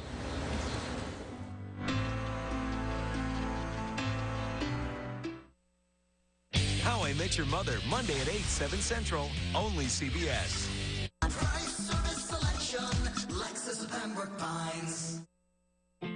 Work your look with looks that work. Now at VisionWorks, buy 1 pair of glasses, get 1 free. Any frames, any lenses. Or get a single vision pair for $49.95. VisionWorks. All new Dr. Phil, Teen Mom Farrah's sexy video. I am not shopping the tape. Do you think people believe you? I don't care. Today at 3 on CBS 4. Care for a Price is Right lottery game? Scratch and you can win instantly. Or enter your non-winning ticket in a second chance promotion for a chance to win. A trip to fabulous Las Vegas! There, you'll play the Las Vegas Game Show experience based on 6 of TV's biggest game shows. Win cash prizes along the way and play for a top prize of $1 million. Sold. You should be on TV. I get that a lot. The new Price is Right game from the Florida Lottery. Just imagine. CBS 4 News this morning. South Florida's fastest growing morning news.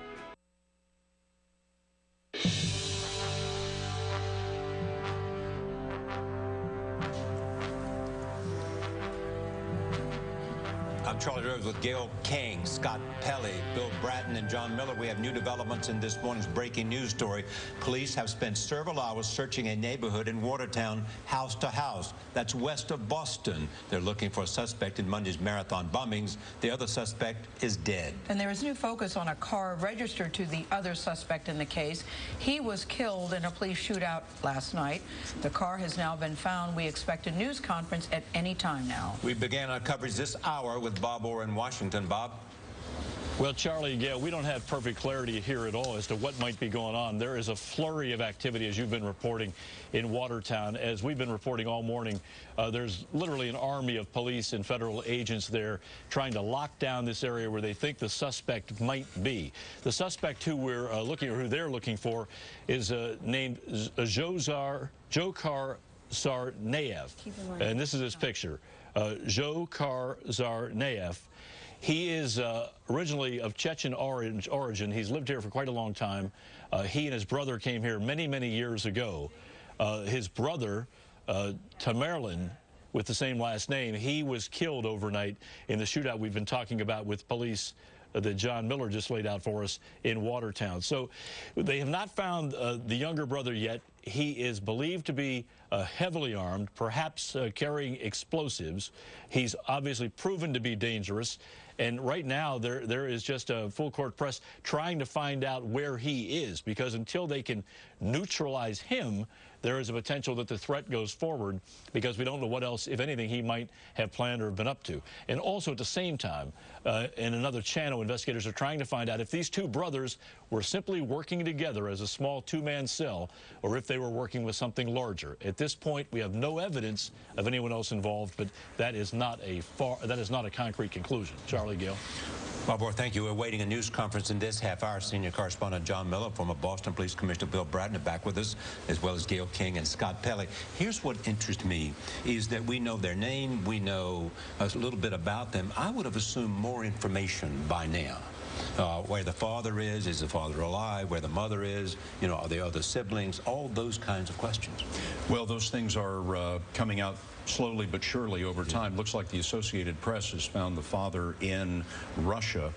He told them that, of course, he couldn't imagine his boys being involved in anything like this. And he also told the Associated Press that he thought that one of his sons was a second-year medical student in Boston. And as best we can tell, neither of these young men has ever been enrolled in medical school. So who knows what they were telling their father. No, and we heard from an uncle, too, who described his nephews as a loser. And then the other one said he can't believe that his nephews would do such a thing.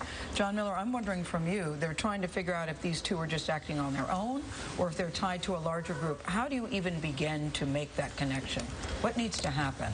I mean, basically, they are going to map out these guys' entire life. Every contact, every friend, every bank account, every check, every credit card, every cell phone, every text message.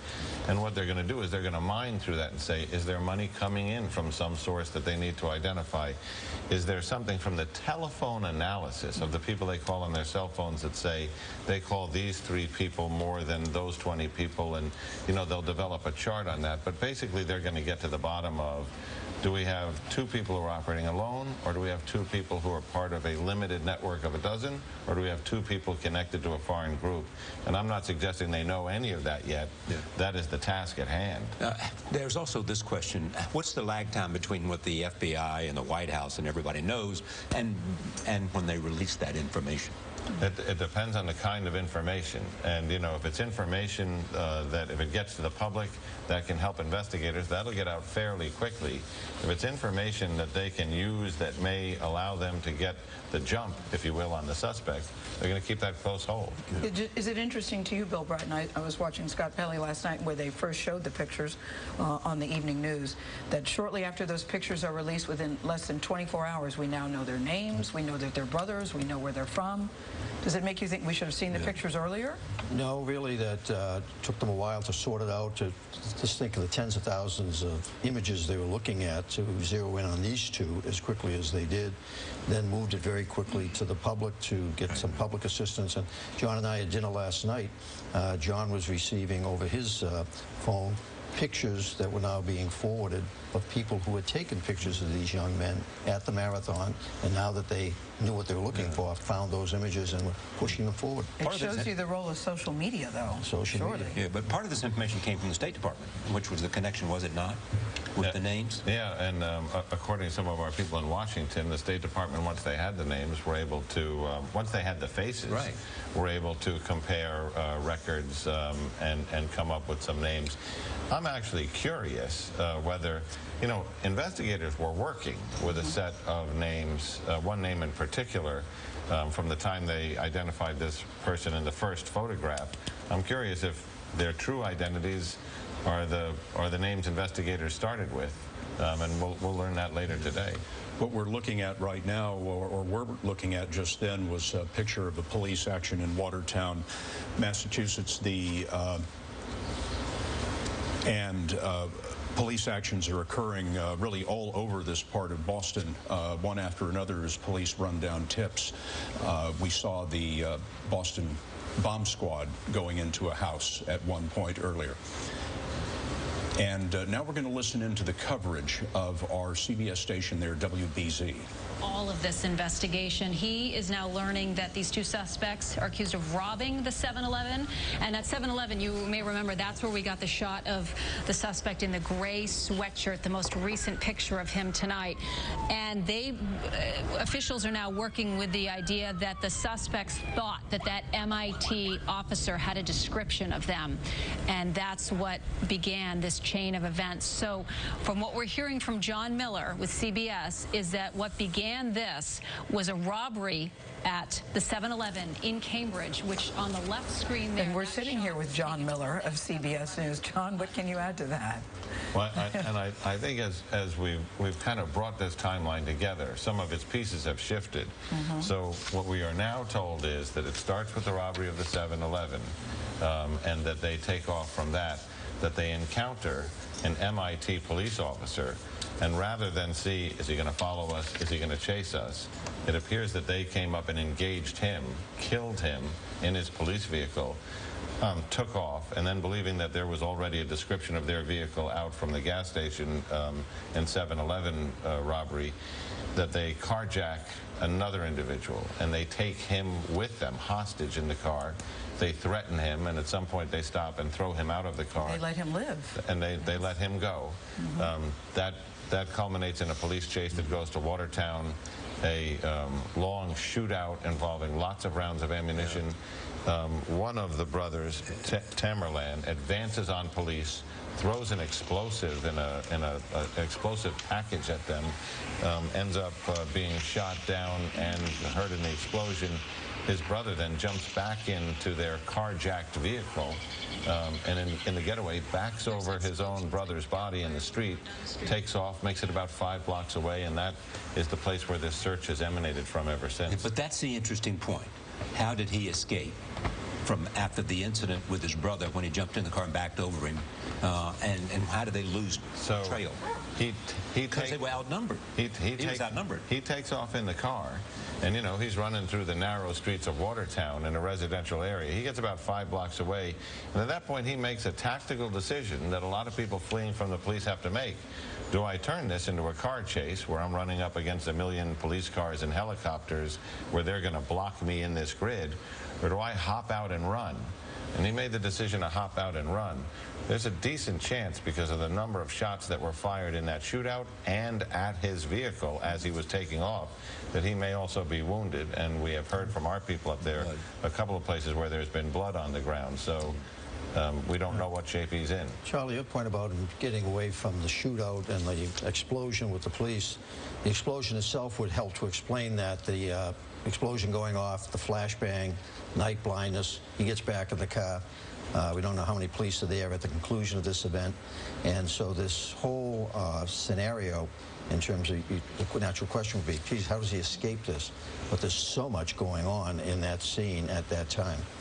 Charlie, we're being told that the president and the vice president are in a briefing in the Situation Room, and the briefing includes the Secretary of State, Secretary Kerry, the Attorney General, Eric Holder, and the Secretary of the Department of Homeland Security, Janet Napolitano. Also, we're being told that the police officer who was killed overnight, Sean Collier, was 26 years old and had been on the police force at the Massachusetts Institute of Technology only since 2012.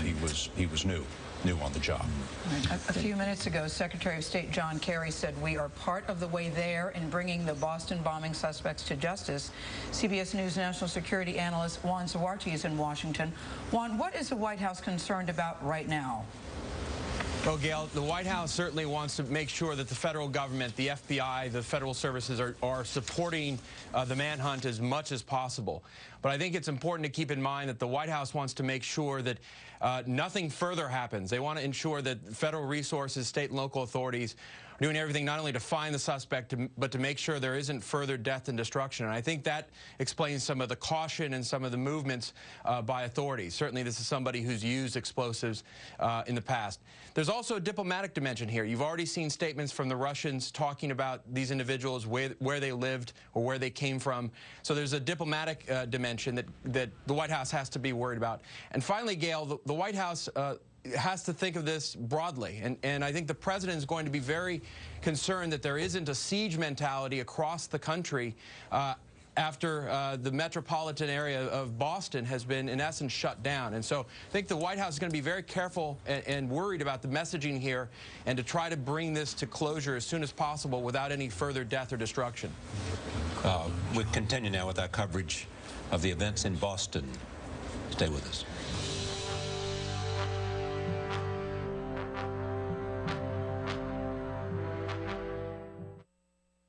Chili's $6 lunch break combos. Try our delicious new freshly made lunch pizzas on our house-baked pan crust. Served with soup or salad and made to order. Chili's new $6 lunch break combos. More life happens here. Connie and I love having cell phones because of the freedom they give us. So why would we want to be tied down to a contract? Life's too short. And Consumer Cellular gives us control over how and when we use them and what we pay. And compared to our old plan, we're saving a ton of money every month. So, what really sold us on Consumer Cellular was that they're the exclusive wireless provider for AARP members. AARP? That's a huge deal. Was it complicated to switch? Not a bit. They make it super simple. You can even keep your number. Oh, that's nice. Consumer Cellular, affordable service without the contracts. Try Consumer Cellular risk-free for 30 days with free activation, a $35 value, and free shipping. Or just pick it up at a Sears store. Plans start as low as $10 a month. Call Consumer Cellular at 1-800-381-2876. Go to ConsumerCellularTV.com or visit a Sears store today. Rate him. Aisle 1. I'm gonna need to see a credit card first. For a free sample? It's all spelled out in our disclaimer on the back. Free should actually mean free. At Credit Karma, we offer truly free credit scores and a host of financial tools, all in one place, all for free. No credit card needed, no fine print. Your card, please. Get your truly free credit score at creditkarma.com today, where free is always free. You'll really dig the savings at the PetSmart Spring Savings Sale. Save up to 25% on thousands of items and save up to $20 on select flea and tick products at your Pest Prevention Center here at PetSmart. You're watching CBS This Morning. Maria, why are you so upset? I'm upset because I'm pregnant and you, El Padre, will never see the baby. You are not worth the low price of this stainless steel pan. Hector! What have you done? You just put my twin brother Hector in a coma! High quality cookware, lower prices. Anna's Linens, now it's getting juicy.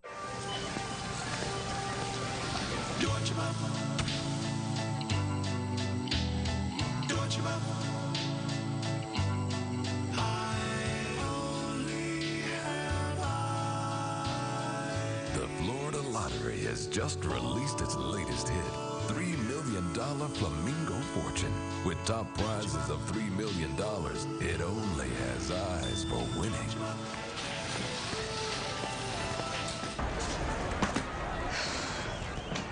Phil, the air conditioner's been out for 2 days. I got it.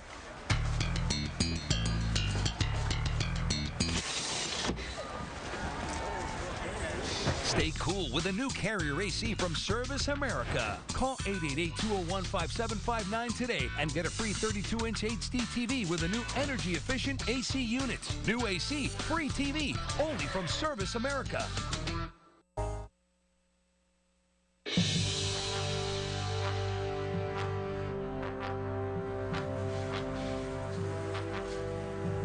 waiting right now for a news briefing in Watertown, Massachusetts. There is, as you see, a flurry of activity in that Boston suburb. Police SWAT teams are searching for one of the two suspects in the marathon bombings. They say that a car connected to the suspect has been found. We've been joined this morning by Scott Pelley. Scott, thank you for being here. Great to be with you, Charlie. Gail, thank you.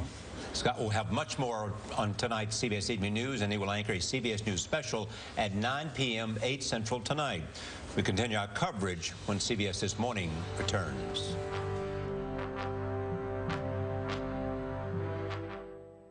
Canine Advantage 2 not only kills fleas and ticks, it also repels most ticks before they can attach. The leading brand kills but doesn't repel. A tick that isn't repelled or killed may attach and make a meal of us. Get veterinarian recommended Canine Advantage 2.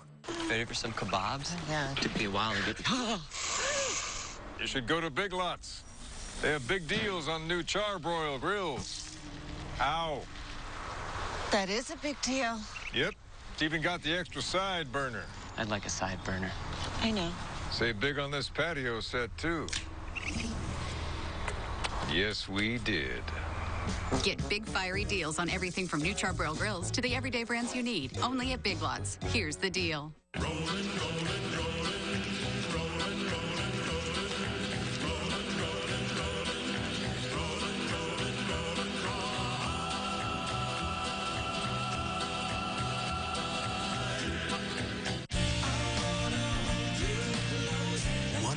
Fairy tale is about to come true. I am yours, Liam. But another threatens Hope wants to crash Liam and Steffi's wedding. to destroy it all. I won't be talked out of it. The Bold and the Beautiful, weekdays, only CBS Daytime. The plan was kidnap wealthy people, take everything they have, and then kill them. Sex, violence, dark humor. Hollywood had to make a movie out of it. Saturday. Introducing great value from Assurance Wireless, a lifeline assistance program. With our free talk and text plan, eligible households in Florida receive a free cell phone, 250 free voice minutes, plus 250 free text each month. Now that I have Assurance, I can talk and text with no worries. And if you need more, our $30 unlimited talk, text, and web plan offers a free phone plus unlimited minutes, text, and web for just $30 a month. Our plans are the best value among major Lifeline programs. Each plan provides nationwide coverage and these calling features. With Assurance, I can keep in touch at home or on the go. You may qualify if you're on Medicaid, food stamps, or certain other public assistance programs. Call now to see if you qualify for the best calling plans ever from Assurance Wireless. Call 1-800-375-5018 or visit assurancewireless.com. That's 1-800-375-5018. 1-800-375-5018. Call today. Let me tell you some of the reasons people get into trouble with credit cards. A job loss or salary cut, an unexpected expense, a divorce. At Consolidated Credit, we understand that debt problems are not about overspending. It's about emergencies and unexpected situations. There are a lot of ways to get into trouble with debt. There's only one trusted way to get out: Consolidated Credit. Call 1-800-446-6681 or go to SaveMe2.com.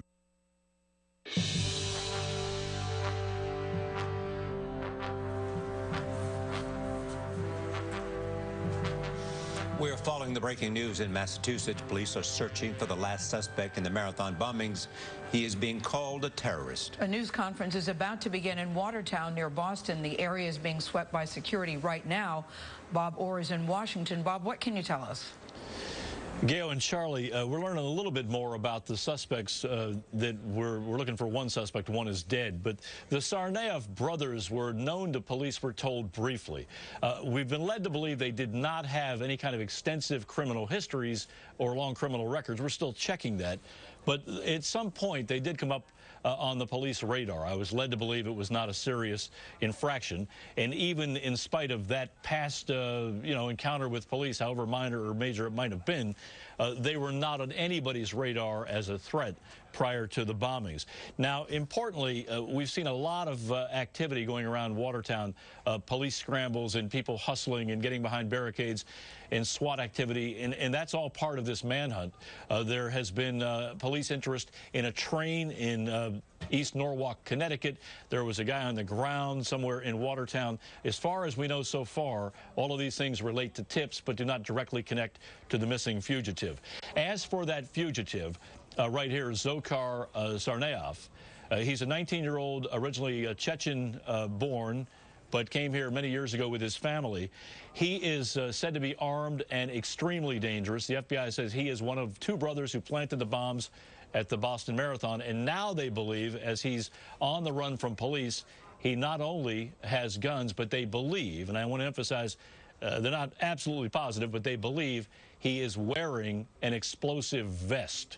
So, again, they're telling the public not to go anywhere near this guy if they see him, to leave that work to the police. But this is, it goes without saying, a very, very dangerous, volatile situation. This is a guy who has proven that, you know, he has no boundaries, and he, at this point, could be desperate since he's on the run. Gail, Charlie. I assume one of the big questions is obviously, is where he is. Are they reasonably assured that he is within the perimeter? Do we have more information on that? We really don't. I think Commissioner Bratton said it pretty well, and John echoed as well, that just because you start this meticulous, you know, inch-by-inch search of a 20-block area, that's a big area. There are a lot of places he might be secreted or might be hiding. So I don't think they really know, and they can't just afford to have tunnel vision. So they're looking not only in that intense manhunt quadrant, but they've also kind of branched out. We already know this morning, for example, they've put out various alerts and bulletins to surrounding states, one regarding a car, which they've now found. But so this is not just limited to Watertown, although I think it's still a safe bet at this hour, which is now coming up on some 12 hours after the overnight activities. They are still focused there, hoping they find this guy in the quadrant where they're looking. Yeah. It goes without saying that there are a lot of elements of government involved in this. The FBI certainly is leading the investigation. You've got the Boston police. You've got other aspects of both federal and state government people involved. From everything we know, there is a highest level of cooperation between all elements of government, and that is part of the reason that we've had such effective communication and seems to be enormous cooperation for joint action. We take a break, and we'll be right back at CBS Evening News. Introducing great value from Assurance Wireless, a lifeline assistance program. With our free talk and text plan, eligible households in Florida receive a free cell phone, 250 free voice minutes, plus 250 free texts each month. Now that I have Assurance, I can talk and text with no worries. And if you need more, our $30 unlimited talk, text, and web plan offers a free phone plus unlimited minutes, text, and web for just $30 a month. Our plans are the best value among major Lifeline programs. Each plan provides nationwide coverage and these calling features. With Assurance, I can keep in touch at home or on the go. You may qualify if you're on Medicaid, food stamps, or certain other public assistance programs. Call now to see if you qualify for the best calling plans ever from Assurance Wireless. Call 1-800-375-5018 or visit assurancewireless.com. That's 1-800-375-5018. 1-800-375-5018. Call today. Let me tell you some of the reasons people get into trouble with credit cards. A job loss or salary cut, an unexpected expense, a divorce. At Consolidated Credit, we understand that debt problems are not about overspending. It's about emergencies and unexpected situations. There are a lot of ways to get into trouble with debt. There's only one trusted way to get out. Consolidated Credit. Call 1-800-446-6681 or go to SaveMe2.com. More people in South Florida are waking up to CBS 4 News with Rhiannon Alley, Josh Benson, Lisette Gonzalez, and Vanessa Borsch. Tune in to South Florida's fastest growing morning news. CBS 4 News this morning, weekdays starting at 5 a.m. 105 North Avenue, 52.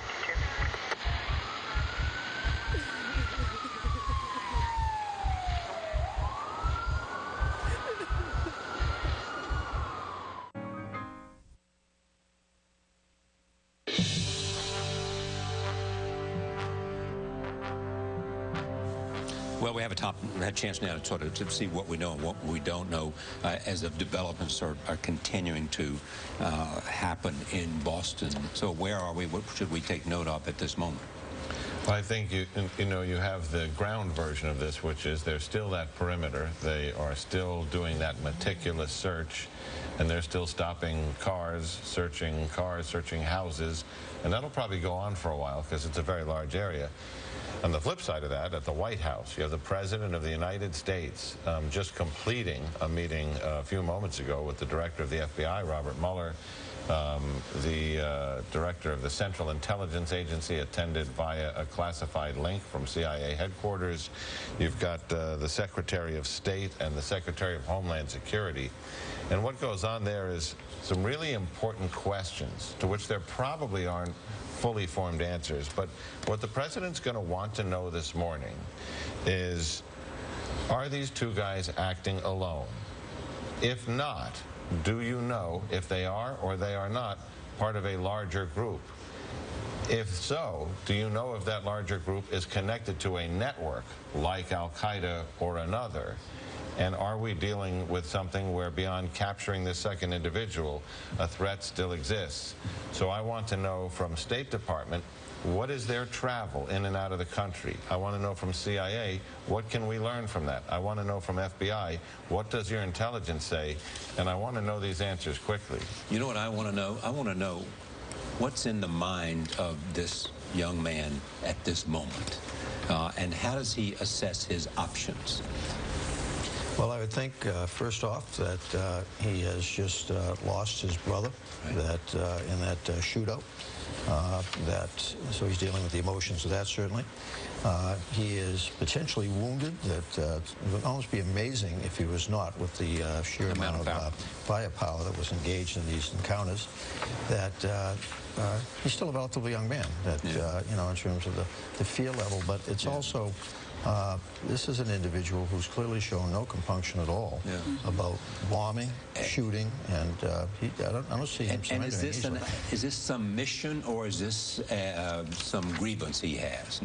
We just assume they have some kind of mission because of the way he carried out, but it's a grievance. And does he look at what might happen to him if he goes down in flames, or if he's held prisoner and the continuing saga of him is a subject of international discussion? Well, it's interesting. If this was a mission initially, well, if not, I think it certainly now has become one. That mission maybe avenge his brother's death, for whatever their motivations were in the first place, to continue moving toward completion of those motivations. Let us hope they are able to capture him alive so we can at least get an understanding of what was this all about. But does it seem unlikely to you, given how he's behaved so far, that he will surrender peacefully? Since we know when confronted, they do violent things. I'm an optimist by nature, but on this one, I'm not particularly optimistic that he's going to come in and voluntarily surrender himself. No, not at all. Okay. Our continuing coverage of this dramatic story on CBS this morning as we continue our coverage. Stay with us.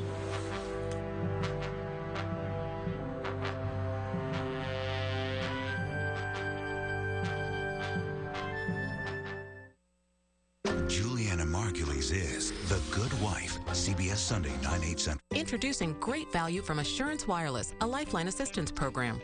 With our free talk and text plan, eligible households in Florida receive a free cell phone, 250 free voice minutes, plus 250 free texts each month. Now that I have Assurance, I can talk and text with no worries. And if you need more, our $30 unlimited talk, text, and web plan offers a free phone plus unlimited minutes, text, and web for just $30 a month. Our plans are the best value among major Lifeline programs. Each plan provides nationwide coverage and these calling features. With Assurance, I can keep in touch at home or on the go. You may qualify if you're on Medicaid, food stamps, or certain other public assistance programs. Call now to see if you qualify for the best calling plans ever from Assurance Wireless. Call 1-800-375-5018 or visit assurancewireless.com. That's 1-800-375-5018. 1-800-375-5018. Call today. You're watching South Florida's CBS 4.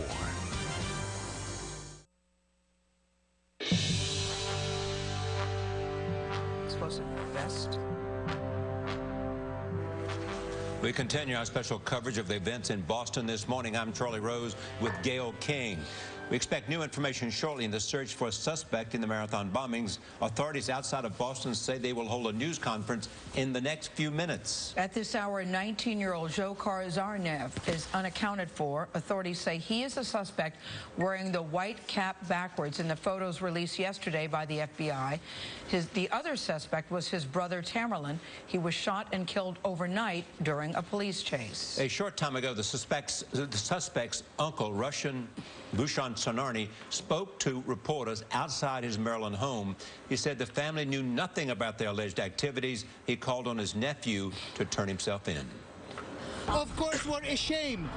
Yes, we're ashamed. They're children of my brother, who had little influence of them, honestly, as much as I know, who had little influence of them. Did he contact you? Had any contact with you? Had a falling out or anything?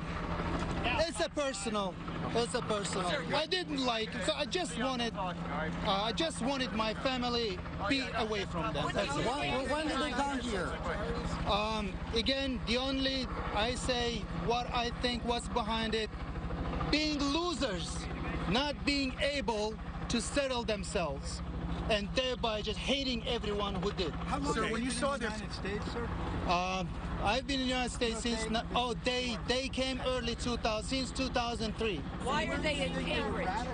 Why do they live in Massachusetts? They came to when they moved to the States, and they came to Cambridge area. Tell me how you feel about the United States. They immigrated, and they received asylum. Were they going to school? Were they working there? Yes, they lived there. Did they go to college? Well, I hope they were. I don't know. So when they grew up, as I said, me, myself, and this family had nothing to do with them for a long time. How do you feel about America? At least last time I spoke with my, it's about 2009. How do you feel about America? What do you think of the United States? I say, I teach my children, and that's what I feel myself. This is the ideal micro world and entire world. I respect this country. I love this country. This country which gives chance to everybody else to be treated as a human being and to just be human being, to feel yourself human being. That's what I feel about this country. Can you give us your... We have been telling you the suspect came from Chechnya. Beth Noble is a CBS News expert on Russia. Beth, good morning. Good morning, Charlie. You have spoken to the father of these two young men. That's correct. I just got off the phone with him a couple of moments ago, and I asked him, you know, is this true that his sons were involved in something like this? He's absolutely in shock, in denial. He said that they were very good boys. He absolutely can't believe that they would have done any kind of terrorism. He said the older one wanted to be a professional boxer. The younger one is in college. They've been living in the United States since 2002, when the whole family emigrated to the States. He said that about a year ago, the father got ill and moved back to Russia and is now living in Dagestan, the area just to the east of Chechnya. Why did he think, Beth, that they were in medical school? You know, I didn't get a chance because the line dropped out. He did say that the younger one was in college. You know, and the Russian system is different. There you would go straight into medical school, not into college first. So he may just not really understand the American system. Did he talk to his sons on a regular basis, do you know? He said he did. He said the last time that he talked with them was 3 days ago, and that there was absolutely no talk about any involvement that they may have had in the bombings. And how were you able to talk to the father? Did you just pick up the phone and call him? How did that connection come about? Well, actually, the credit goes to the Associated Press Bureau in Moscow. They're the ones who found him, and they were kind enough to share the number with us. And it did take me about 50 tries, but I got through to him. He answered, and he basically said, I'll give you a couple of minutes. And I just tried to fire away with every question I could think of. And I did ask about whether they were religious, which was really most on my mind. And he said the older boy was more religious. He did go to the mosque sometimes, but the younger one was not religious at all. I realize you had a short amount of time with him, but there's also this question. Did they have any training anywhere? Because if he's denying that they could have done this, I assume he would deny there's any training, but there's a suspicion the way they've acted, they did have training.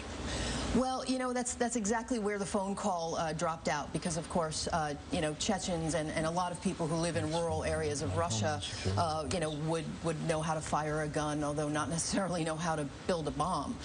So I just don't know. And what was he like, his mood? Because that uncle that we saw, that clip, that uncle was extremely angry, calling his nephews losers.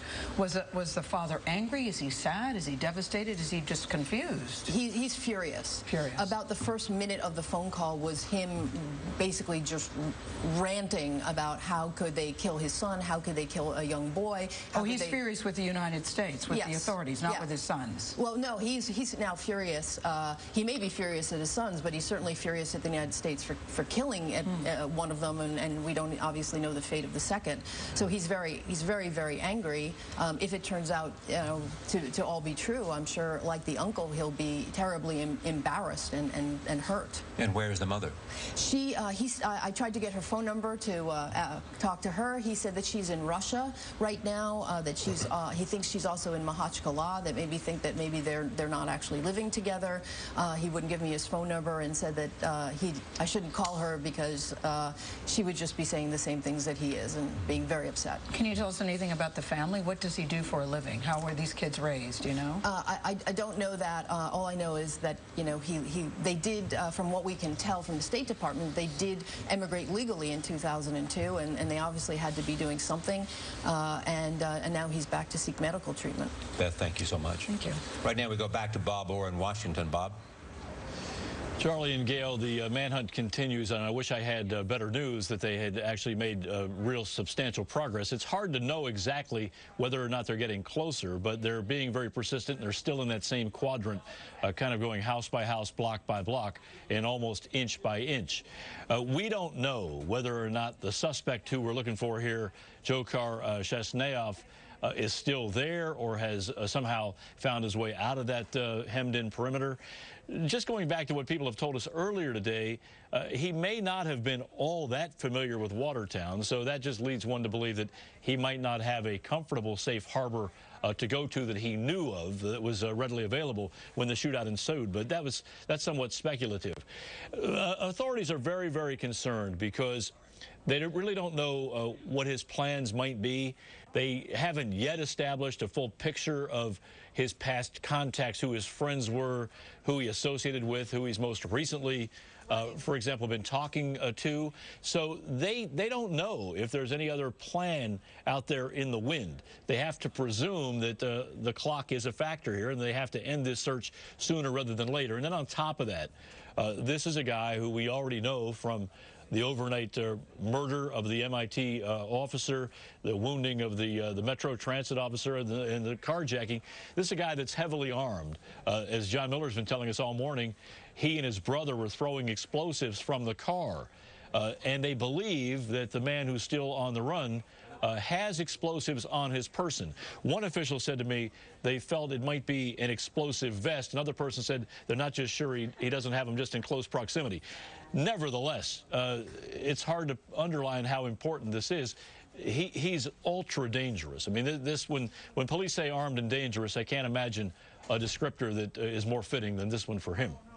Do you have any sense, Bob, I'm turning to John and Bill here, do you have any sense that the police feel that any information they have that they haven't communicated, they feel that they're getting closer to him?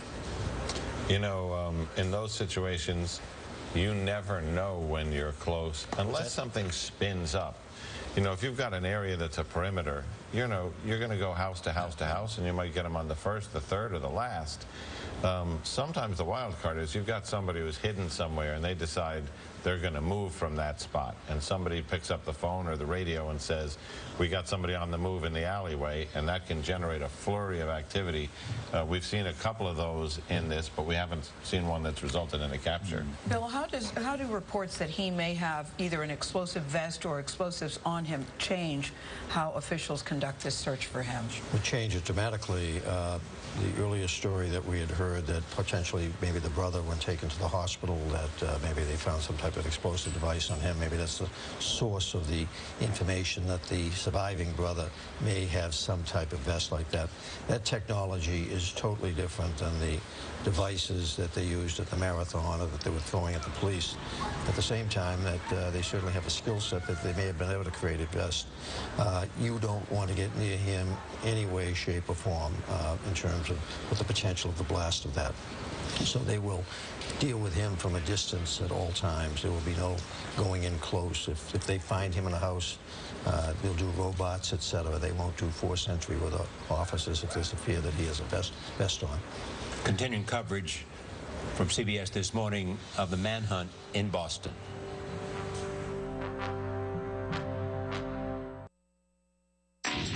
Make tomorrow awesome with Xfinity TV from Comcast. Right now, you can get Xfinity TV for just $14.99 a month for 1 full year with HD DVR service free for 3 months. Call 1-866-314-3626 today. Get the top networks and popular channels like AMC and Discovery in digital quality.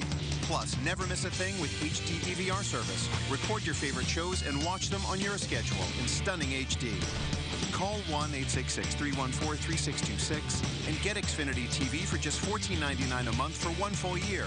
Don't forget to ask how you can get Xfinity on demand with the best in entertainment anytime on any device, plus premium channels like HBO and Showtime.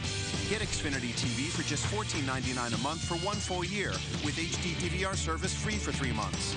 Tomorrow could be awesome if you call today. Call 1-866-314-3626 and make the switch now. Xfinity, the future of awesome. Phil, the air conditioner's been out for 2 days. I got it.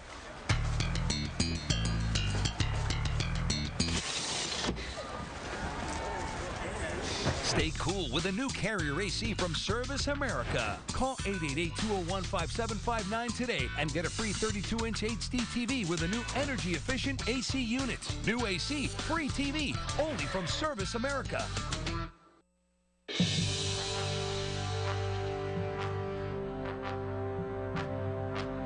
A chaotic morning continues for people in Watertown, Massachusetts. We want to get you up to date. Police are combing a neighborhood in Watertown looking for suspect 2 in the Boston Marathon bombings. We're standing by for a news conference. Nearly 1 million people in the region are being told to stay home until the remaining suspect is found. Officials revealed this morning that the 2 suspects in the bombings are brothers. One of them was killed overnight in a shootout with police.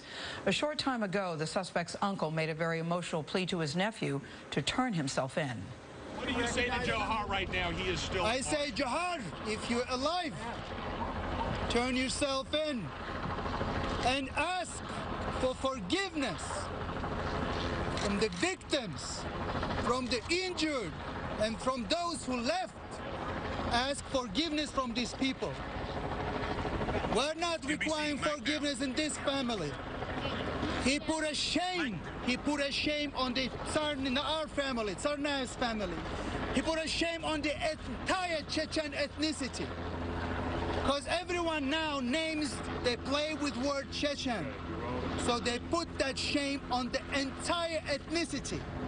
So that's what I would say. Turn yourself in. And whatever one, put yourself at the discretion of those who are here. So that's what I would say. Yeah, it's pretty powerful. The passion of this uncle. And unlike, in contrast to the father in Russia. That we just learned from Elizabeth Noble, who was sitting here, who said the father is very angry with American officials for killing his son. The uncle is saying you brought shame on the family. Turn yourself in. We are awaiting a news conference. You're watching CBS This Morning.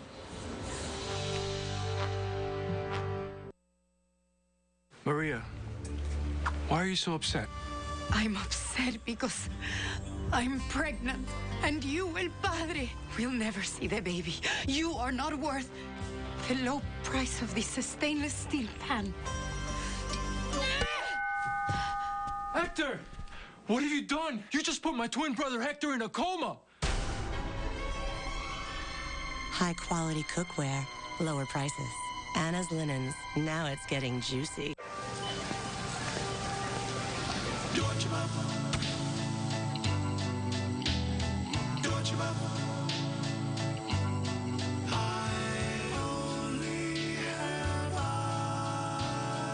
The Florida Lottery has just released its latest hit, $3 million Flamingo Fortune. With top prizes of $3 million, it only has eyes for winning. Only Dr. Phil from her sexy tape. I made my own personal video. Do you think people believe you? I don't care.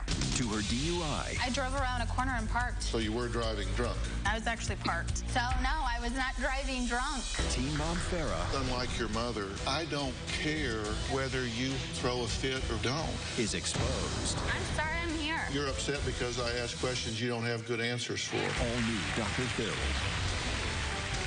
Today at 3 on CBS 4. Brothers. We just don't get along. We just don't see eye to eye. Bad blood. So you threatened him? Yes. And an all-out brawl. Anthony was laid out, face first. Mario swinged again at his head. That's when I punched Mario with a right hook. So you were the one that knocked his teeth out? Yes. That's nasty. I understand that. Just nasty. Next, Judge Judy. Today at 4 on CBS 4.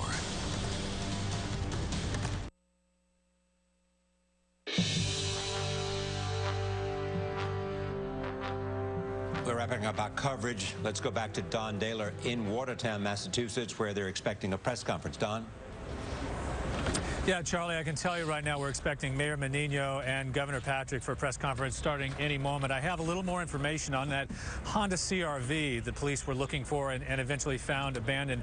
They tell us that it did, in fact, belong to one of the brothers, and that the brothers were actually driving that vehicle when the incidents happened last night. Now, the scenario that they've painted out to us was they were in that vehicle when they robbed the 7-Eleven. They then killed the police officer, the Massachusetts Institute of Technology officer. They then kidnapped or carjacked an individual at that 7-Eleven and took both vehicles with them at that point, abandoning their own Honda CR-V at some point. So that's where that fits in to the situation. Now, I just want to make an observation here, and I don't want anybody to read too much into this, but earlier, starting last night, the police vehicles, the National Guard were coming in here at a high rate of speed. Really severe looks on their faces. Everyone was serious. Everyone was Kevlared up, helmets on, all that kind of conditioning here to start this search. I can tell you within the past hour, the helicopter, I'm not going to point out where because the police have asked us not to be specific about things. The helicopter has been hovering over one specific area instead of moving all over the entire area. Now, that might indicate something, it might not. In addition, we've seen a number of police vehicles and National Guard vehicles leaving the area at a slower rate of speed. Kevlar helmets off. Again, I don't want to read anything into that, but it was an interesting situation. It was definitely a change in mood here that may or may not indicate that there has been a resolution. I don't want to go too far on that, but it was an interesting change here. Okay, thank you very much, Don. As we wrap things up here, this has been an extraordinary morning. Right. We do not yet know where the suspect is, and we do not know what information they have as to that might lead them to him. But we have seen an extraordinary unfolding of the events that look like they may be going to the final stage. Let's hope that's the case, that the fear level that this has created, and also, though, on the positive note, the resiliency, the superb coordination among law enforcement, the public cooperation, a horrific event that is really moving forward, though, in a way that I think as a nation, certainly as an area, as a profession that I was so proudly associated with, we're seeing so much to be proud of in the sense of how we've come together around this terrible tragedy. Yeah. And hopefully we'll come to a successful conclusion. I wanted to follow up on that, Ray, Bill, especially because given your background with Boston, your ties to Boston, if you could lay out how you're feeling when you first heard about the Boston bombing, as we sit here today with something that appears to be coming to an end, hopefully, by today.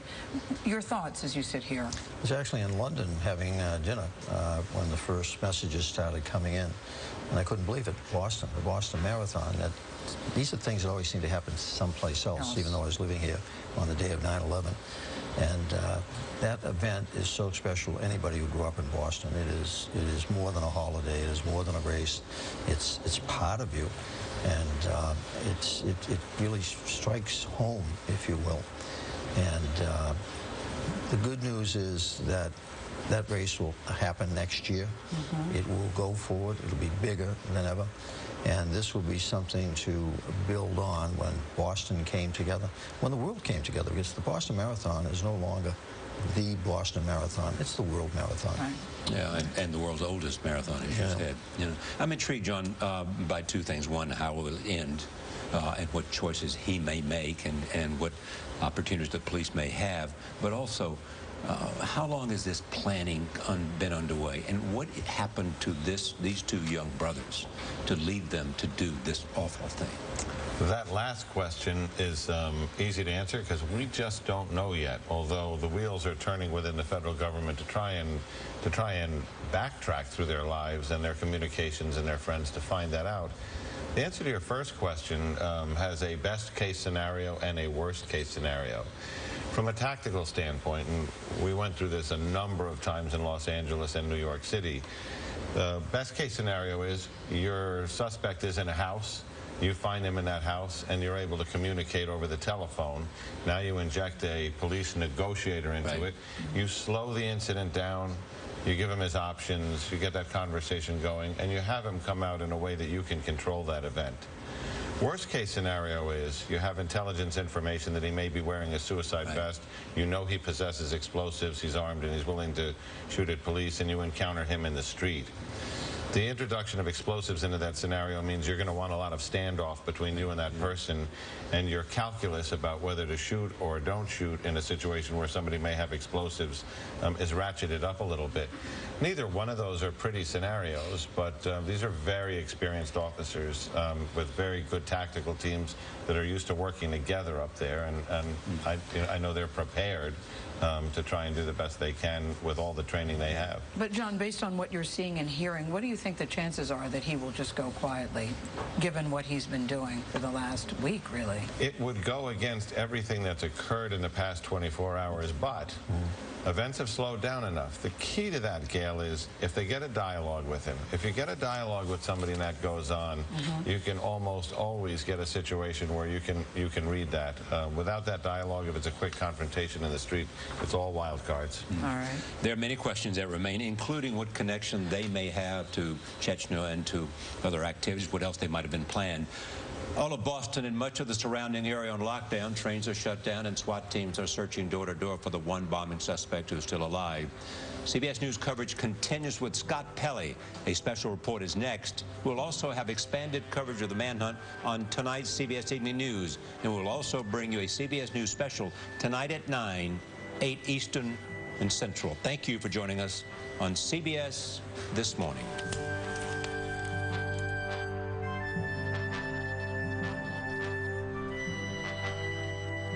Introducing great value from Assurance Wireless, a lifeline assistance program. With our free talk and text plan, eligible households in Florida receive a free cell phone, 250 free voice minutes, plus 250 free text each month. Now that I have Assurance, I can talk and text with no worries. And if you need more, our $30 unlimited talk, text, and web plan offers a free phone plus unlimited minutes, text, and web for just $30 a month. Our plans are the best value among major Lifeline programs. Each plan provides nationwide coverage and these calling features. With Assurance, I can keep in touch at home or on the go. You may qualify if you're on Medicaid, food stamps, or certain other public assistance programs. Call now to see if you qualify for the best calling plans ever from Assurance Wireless. Call 1-800-375-5018 or visit AssuranceWireless.com. That's 1-800-375-5018. 1-800-375-5018. Call today. Let me tell you some of the reasons people get into trouble with credit cards.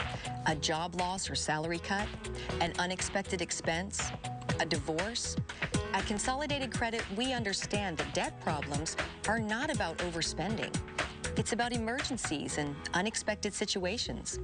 There are a lot of ways to get into trouble with debt. There's only one trusted way to get out.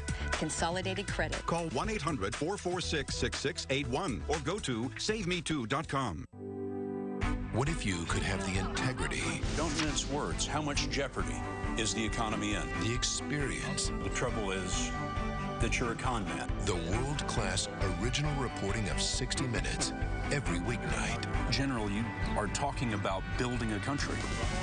Well, now you can. The CBS Evening News with Scott Pelley. Weeknights, only on CBS, America's most watched network. From Miami-Dade, Broward, and the Keys, this is South Florida's CBS 4 News. Right now, a massive manhunt is underway. This after police engage in a violent firefight with the men accused of the deadly Boston Marathon bombings.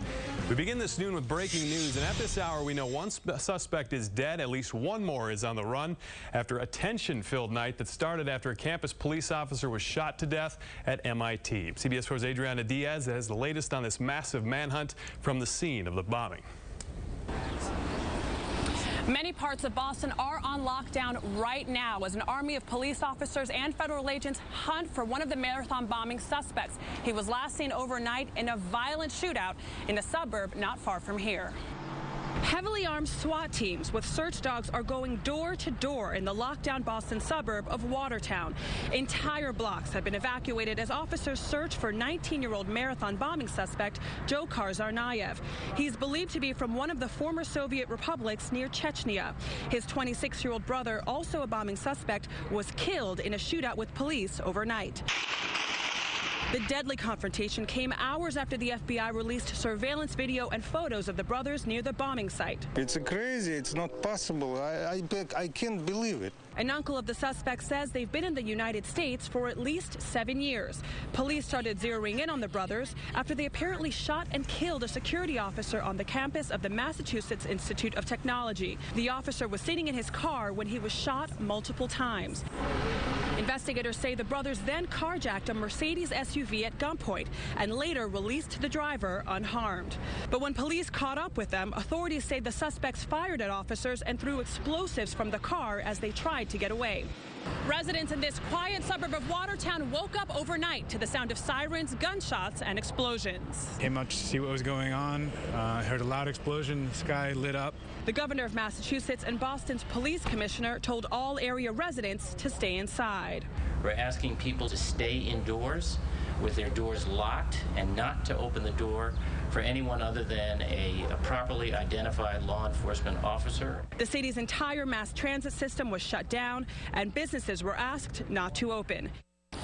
Amtrak trains are not running in the Boston area, and some major bus companies like Greyhound have suspended their service as well. Logan Airport is open, and some airlines are allowing passengers to change their tickets today for free. In Boston, Adriana Diaz, CBS 4 News. Well, it has been a wild week, and all week long we've been covering every single development in the Boston Marathon bombings, from the actual video of the blast to the video of the suspects. CBS 4's Gabby Fleischman joins us now with a look back at this week. Gabby? Well, Josh, so much has gone down since the bombs went off at the marathon on Monday, so we decided to break it down for you, and here's a look at that. 2 bombs go off near the Boston Marathon finish line Monday afternoon, killing 3 people and injuring at least 176 others. The hunt for a suspect starts immediately. Tuesday, authorities release information about the bombs made out of pressure cookers stuffed with nails and shrapnel to cause the most injury possible in a crowded area. On Wednesday, the FBI asks runners and spectators at the marathon to send in pictures taken in the area that may give them clues for the case. Thursday afternoon, surveillance pictures of the 2 suspects are released by federal authorities in hopes the public could help identify them. Then on Thursday night, the men are caught on surveillance video while they rob a 7-Eleven in Cambridge. Just 10 minutes later, police say the suspects shot and killed an officer on the MIT campus. Next, they reportedly carjacked an SUV, holding the driver hostage for 30 minutes before releasing him at a gas station. And then Friday morning, police tracked down that stolen SUV just a few miles away in Watertown. During a chase, authorities say the suspects threw grenades and explosives out the window and started a shootout with police. At least 1 officer was injured, and one of the suspects was wounded and taken to the hospital where he died. His identity is released as 26-year-old Tamerlan Tsarnaev from a Russian region near Chechnya. The second bombing suspect is his brother, 19-year-old Dzhokhar Tsarnaev. He escaped and is still on the loose as a massive manhunt continues. Police did just find the car of the second brother, who is still on the run. He ditched it, but again has not been found. Authorities believe he may have explosives on him. He could be wearing an explosive vest. So again, they're asking everyone in Boston to stay indoors. Josh, back to you. All right, Gabby, thank you so much. Now, CBS has been all over this story. We're going to have it locally and nationally for you. We're going to send you over to national coverage here in just a few seconds. But CBS 4 will be on air and online covering the coverage for the search for this suspect. Now, you can count on us to bring you the latest developments. And also, let's go now to national news with the latest on this investigation.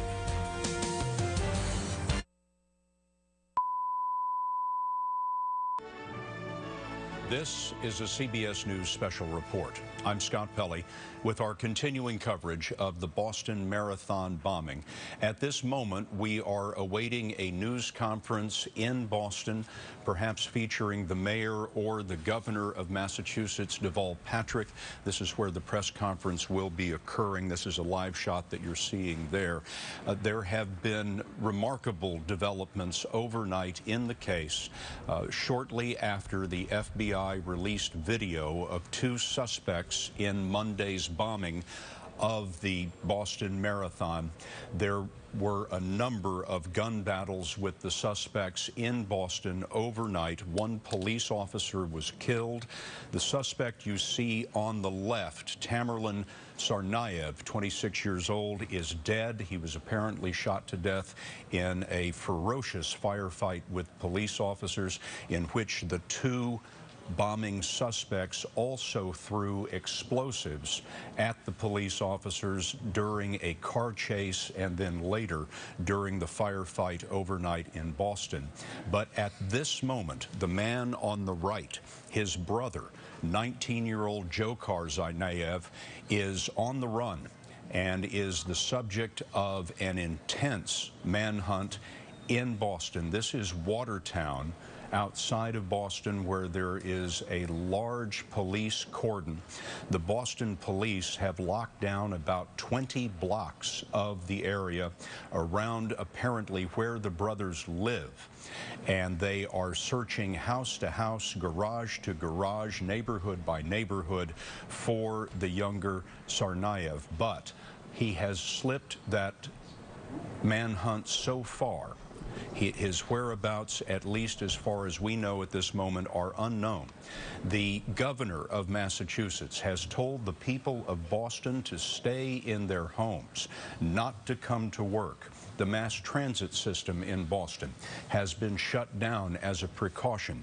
Trains leaving Boston for New York City have also been shut down, although we are told that Logan Airport is operating normally, except for a very large security presence there at the airport in Boston. So an active manhunt for a terrorist on the loose in Boston, and we are now awaiting a news conference to fill us in on more details about what has occurred overnight and what is happening now. We have our correspondent Bob Orr, who has been following events with his sources in Washington. And Bob, I wonder if you could help us go through the events overnight and explain how this unfolded. Scott, this all began late yesterday afternoon when the FBI made a strategic and tactical decision to come forward with the now famous surveillance tape showing these two men. We didn't have names at the time, but clearly showing these two men walking down Boylston Street just in the minutes prior to the explosions. The man there in the front in the dark hat, that is Tamerlan Tsarnaev. He is the older brother of the man in the white hat in trail there, who is Dzhokhar Tsarnaev. We didn't have names last night, but as soon as police put out these pictures, the FBI was flooded with an unprecedented number of emails, phone calls, and clicks on the website. Then darkness came in Boston, and we can only presume that maybe under the cover of darkness, these two fellas might have started to feel the pressure. They had been operationally perfect up until that moment in that they were off the radar. They had apparently planned with their small two-man conspiracy this attack and carried it out and managed to escape the area the day of the blast undetected. But then they started to do some things that are puzzling. We're told by our friend John Miller that it started with a robbery at a 7-Eleven. From there, an MIT police officer sadly kind of rolled up on the two men, perhaps even unwittingly. They didn't give him a chance. The MIT officer was shot multiple times, point-blank range, and was killed. From there, then the two brothers were said to have carjacked someone and took this person on a brief ride as a hostage before finally letting that person go safely. Police gave chase, and all of it then came down in Watertown, Massachusetts. There was, as you described it, Scott, a ferocious gun battle, back and forth. The men were said to be throwing explosives from the car, multiple gunshots exchanged with police. At one point, the older of the two brothers, Tamerlan, apparently exits the vehicle and comes at police and is throwing explosives, we're told, at police officers. He's shot multiple times. He later died at a nearby hospital.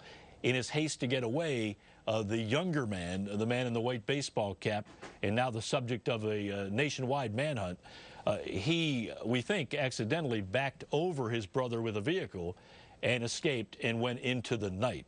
Since all of that played out, beginning just before midnight and then well into the early morning hours, police have been trying to button down the area where he was last seen, and that's what's going on right now. They're checking out a number of tips, responding to a number of potential sightings, and so far as we know, they have not found this man, but the police intensity is like something I've not seen before. Scott? Bob, thank you very much. Let us tell you now what we know about these men. They are from a part of Russia next to Chechnya, which is a separatist republic in Russia, has been fighting a civil war against Russian forces for a very long time. They are apparently from Dagestan, next door to Chechnya, but we are told that they are ethnic Chechens. However, they apparently have been in this country for many years. They are green card holders. They are permanent legal residents, and at various times have been in school in the Boston area. A short while ago, reporters found one of their relatives, a man who says he is the uncle of the two men, and he made this appeal to Dzhokhar Tsarnaev, who is still on the run. Right now, he is still. I say, Dzhokhar, if you're alive, turn yourself in and ask for forgiveness from the victims, from the injured, and from those who left. Ask forgiveness from these people. We're not requiring forgiveness in this family. He put a shame. He put a shame on the our family, Tsarnaev's family. He put a shame on the entire Chechen ethnicity. Because everyone now names, they play with word Chechen. So they put that shame on the entire ethnicity. So that's what I would say. Turn yourself in, and whatever one, I mean, put yourself at the discretion of those who are here. So that's what I would say. Chechnya, of course, as we said, an Islamic Republic of Russia that has been fighting a civil war against Russian forces for many years there, a ruinous civil war. One report indicated that this family was actually a family of refugees from that civil war, but there's a great deal, of course, that we do not know for sure at this point. We are expecting a news conference at any moment that will help us fill in some of these things. We have Don Daler, who is in Watertown now and has been watching as this manhunt has unfolded. Don, what have you seen? Well, Scott, just seconds ago, two Army Black Hawk helicopters, I believe they might be National Guard, just flew over the scene. There's been a police helicopter also hovering over part of it, and we are awaiting the press conference. We've been told it's Mayor Menino and Governor Patrick who will be speaking to update everybody on the situation as soon as possible. The helicopter actually circling around. That might be the dignitaries there coming in that way. I'll let you know as soon as I know. But ever since around 2 a.m. this morning, the police established a cordon a little bit further down from here, and officers, National Guardsmen have been pouring into this area. And what they've been doing and what we've seen is it's absolutely extraordinary. The house-to-house searches with SWAT team members very carefully approaching these houses, going up after all the pleas for people to stay inside. If you can still hear me, there's a helicopter right overhead. For people to stay inside their houses, not to come out, not to open their doors to anyone except for a uniformed police officer.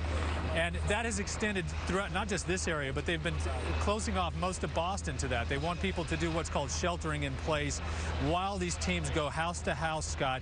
And as I said, it's been very methodical. They've been very careful because, as you know, this individual has been described as armed and exceedingly dangerous. Don, thank you very much. As we listen to Don, I want to remind you of the police officer who was killed overnight. His name is Sean Collier. He was a campus police officer working for the Massachusetts Institute of Technology University there. He was 26 years old and joined the police force just in 2012. So apparently new to the force. Here's the picture. That's Sean Collier. Apparently last night, the two suspects in the Boston Marathon bombing robbed a 7-Eleven, and at some point during that, they encountered Officer Collier and shot him several times in the head before making their escape from that scene, carjacking another car, throwing the driver of that car out, and then leading police and federal agents on a running gun battle chase through the city of Boston, throwing explosives. There was a pitched battle at a certain point. The older of the two suspects, Tamerlan Tsarnaev, 26 years old, was shot dead apparently by the authorities. His brother, Dzhokhar Tsarnaev, 19 years old, is on the loose in Boston, the subject of one of the most intensive manhunts in the history of the country. There is a picture of Dzhokhar Tsarnaev, the man they are searching for now. John Miller has been following these events all night long. And John, I wonder, what can you fill us in on how this search is proceeding?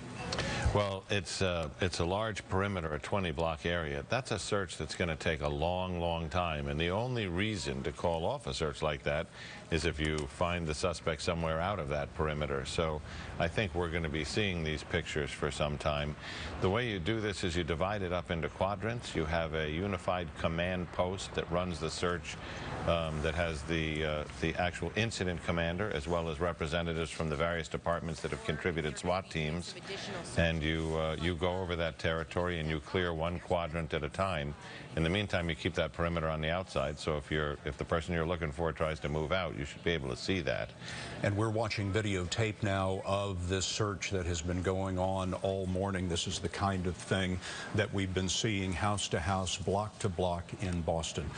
John, obviously the Boston police are the SWAT team fully kitted up with assault weapons and heavy body armor. You've got the Boston Police SWAT team, the entire team there. You've got the Cambridge SWAT team, and you have the SWAT teams from the departments from around the area. You've got FBI SWAT there. Because you've got such a large perimeter, they really had to take this as a mutual aid situation where they brought in everybody, federal agencies included. Clearly, the suspects in the bombing have had no concern about killing innocent people and killing police officers. So this search is being done with as much safety as possible in mind as the police officers move from place to place. We've seen bomb squad officers fully dressed up in bomb-resistant suits going into certain locations where police believe they have found suspicious packages of one kind or another. But what was clear from this morning's shootout with police is that these bombers had built a number of bombs and had quite a few explosives, because in addition to the two bombs that were used on Monday on the attack on the Marathon, a number of bombs were thrown at police. Let's listen to this just for a moment. This is part of what occurred overnight. There's explosions and gunfire going on down the street.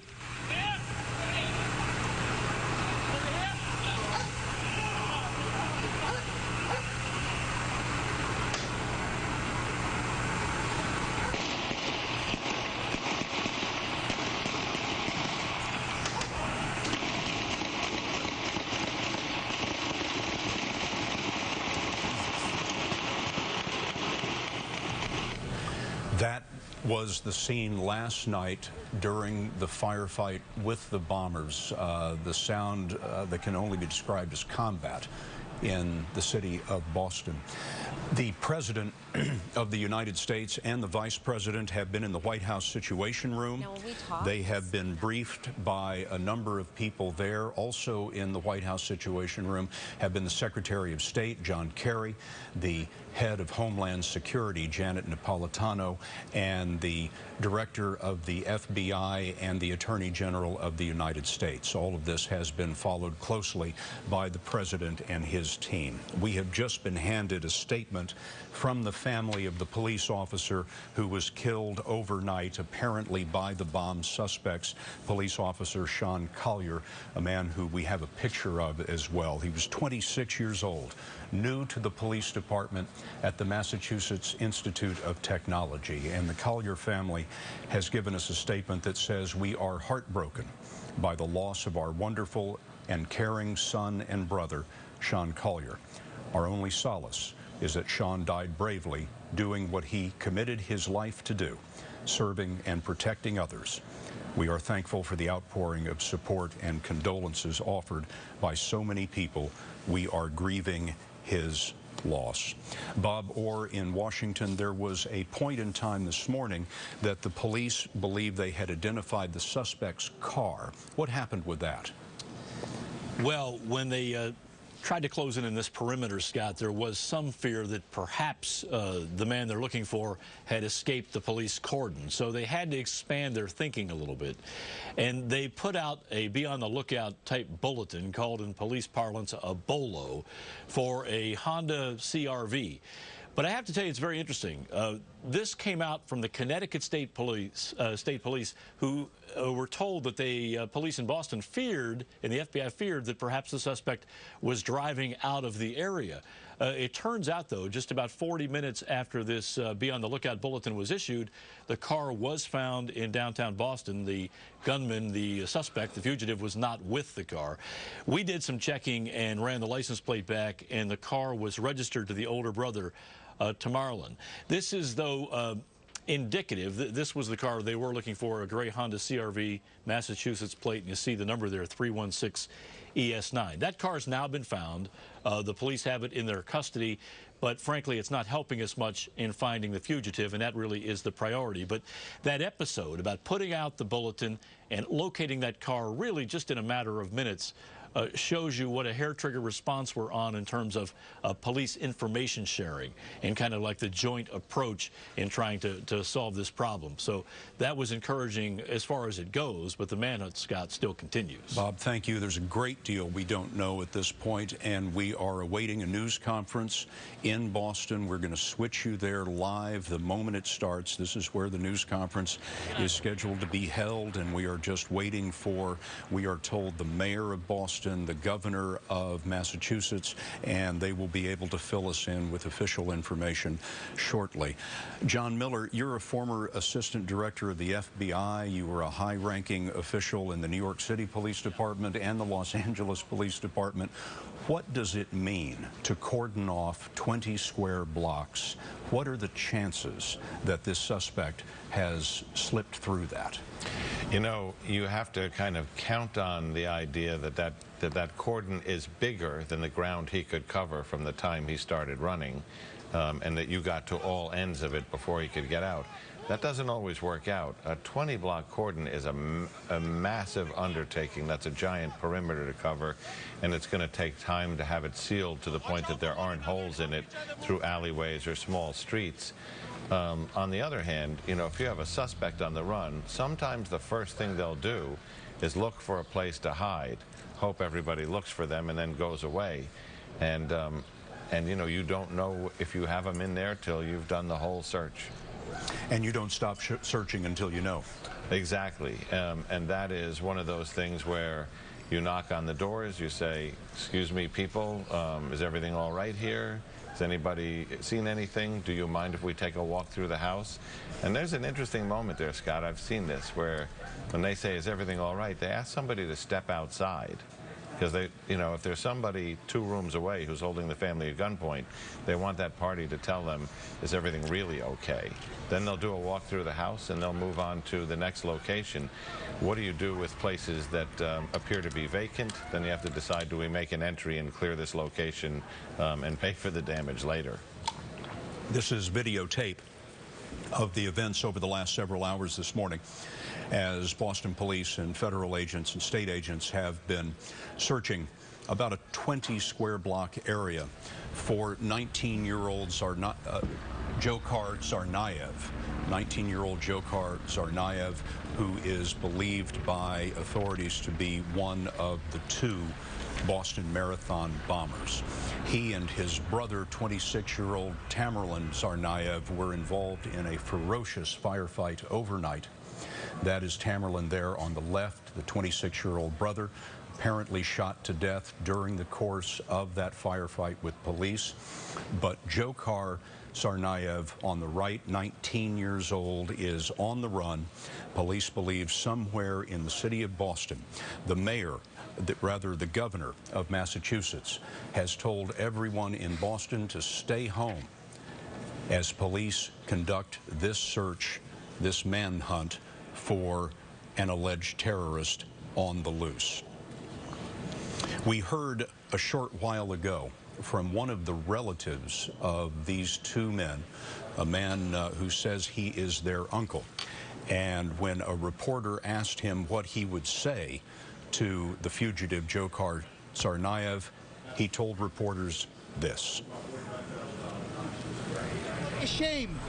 Yes, we're ashamed. They're children of my brother, who had little influence of them, honestly, as much as I know, who had little influence of them. Is there any reason why you haven't had any contact with them? You haven't fallen out or anything?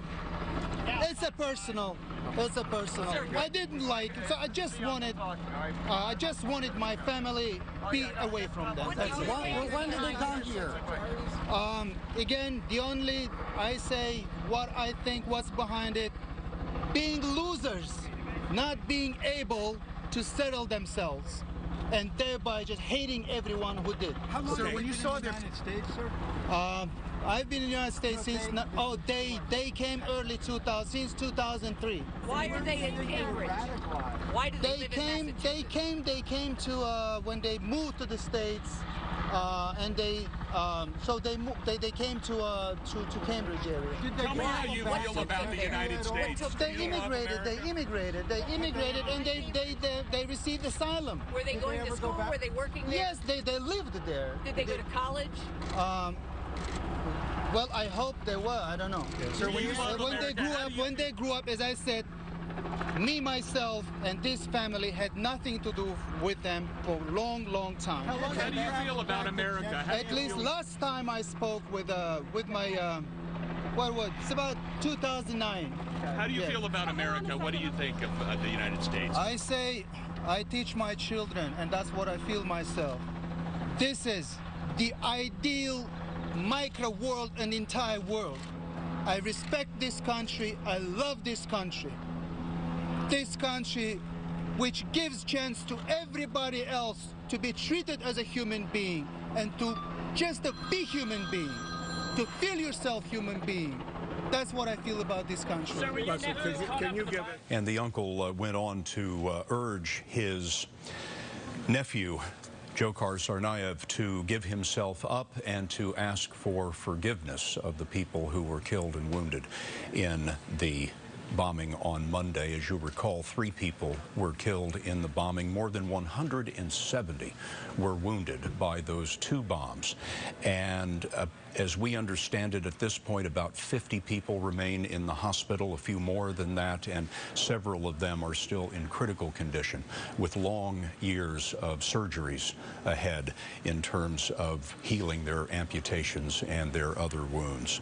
The FBI was just at the home of the uncle who you were hearing from. They conducted a few interviews there, perhaps made a search of the place, but we understand the FBI has left there, and they've left behind a large police presence. This is the home now of the uncle.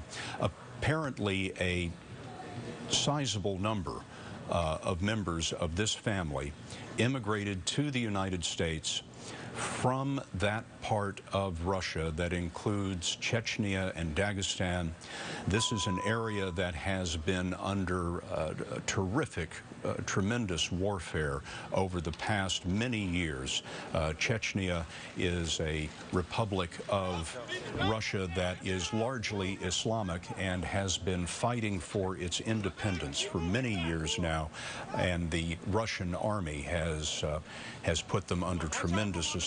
And the uncle was just saying that these brothers moved to the United States in 2003. What we know of them is that they were permanent legal residents of the United States. They had what are called green cards, which allows them to come and go as they please. John Miller, you know, one of the interesting things that investigators are going to be looking at going forward is what led these young men to attack the United States? How were they radicalized into attacking innocent men, women, and children if they've been living here since 2003? And to look at that, they're going to have to look at two things. One, what was their travel? Did they leave the country for how long? Where did they leave from? Where did they go? Was that an opportunity that they found their way to a camp or a group and took the kind of training that they give in those camps for potential terrorist actors? They're particularly interested in terrorist groups, in people who come from the West, who have easy access to get back in. So that's one scenario. We don't know that is the fact. That's what people will be looking for in the FBI when they start to delve in their background. The other scenario is that, like so many of the almost 50 or more people who have been charged in plotting attacks on U.S. soil since 9/11, that they may have never left or had to get trained. A lot of the radicalization that we've seen, whether it was Colonel Hassan in Fort Hood or the underwear bomber, really occurred over the internet. The individual who plotted to blow up the Federal Reserve in New York City, you know, became followers of these sermons and websites and chat rooms where they went in with questions, came out radicalized. And then there's the tactical piece, which is you can also get the training virtually. You don't have to go to a camp. There are sites that tell you how to make a bomb with instructionals and videos.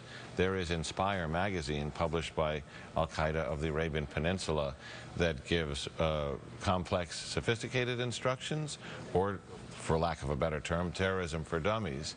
And they're going to need to go back through every communication, every trip, every association of these two men to try and figure out how did they get to the point where one of them, who was regarded as a friendly kid who was popular in high school, is videotaped, they believe, placing a bomb at the Boston Marathon, and the other one, who wanted to be a boxer and had a girlfriend, ends up in a wild gun battle with police while throwing bombs. What happened in between? John, thank you. Now stay with us. We understand that this news conference is going to begin in Massachusetts very shortly, in the next several minutes. This is a live shot of where the news conference will occur. We are expecting to learn a great deal about these remarkable events that have occurred overnight that led to the break in the Boston Marathon bombing, firefights, and more explosions with police involved overnight, the death of one of the suspects, and now this intensive manhunt that has locked down the city of Boston as they search for a second suspect. In Washington, we have Juan Zarate, who is our counterterrorism consultant here at CBS News. And Juan, we were describing earlier that the President, the Vice President, the Secretary of State, the Secretary of Homeland Security, and others were in the Situation Room at the White House. Based on your experience in government, what is all of that about? What's happening there? Well, first and foremost, Scott, the president wants to ensure that not only he, but the members of his cabinet and national security leadership have all the information available. Largely, the investigation, the pursuit, the manhunt is being driven on the ground by the FBI, by Boston police, and other state and local authorities. So they want to, first of all, make sure that everyone understands what's happening. Secondly, they want to make sure that the federal response is adequate and aggressive. They want to make sure the FBI is doing everything possible, that the Department of Homeland Security and their elements are doing everything possible. And they want to make sure as well that the intelligence community is providing the support to understand the links that there may exist with these individuals. And I think importantly, Scott, the White House also wants to make sure that this is contained. The worst scenario here you can imagine is not only that this goes badly, that this individual continues to kill others, but that potentially there are others that are connected to him. And so they'll want to make sure that everything is being done to make sure to contain the problem. And one final thing, Scott, I think the president will want to make sure to try to establish a sense of calm and resiliency here. What you have here is a major American city under siege in many ways. It starts to look a little bit like Mumbai in 2008, the longer this goes on. And I think the president will want to assure the American public that everything's okay and that the sense of siege doesn't trickle out to other parts of the country. And so those are all things that will be happening in the White House. And this is a nonstop counterterrorism response built up over time since 9/11. And a lot of the coordination and cooperation and information sharing has been well practiced, well honed over the years. Juan, thank you very much. We now have a new image of the suspect. We have a picture of 19-year-old Dzhokhar Tsarnaev.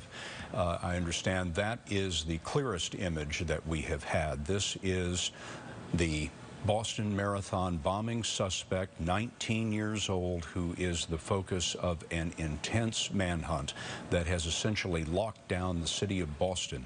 His brother, Tamerlan Tsarnaev, 26 years old, was apparently killed last night in a firefight with police. The two men were heavily armed. They were equipped with a number of explosive devices which they threw at the police officers, in part during a car chase, and then later after that car chase ended. The elder Tsarnaev on the left was killed.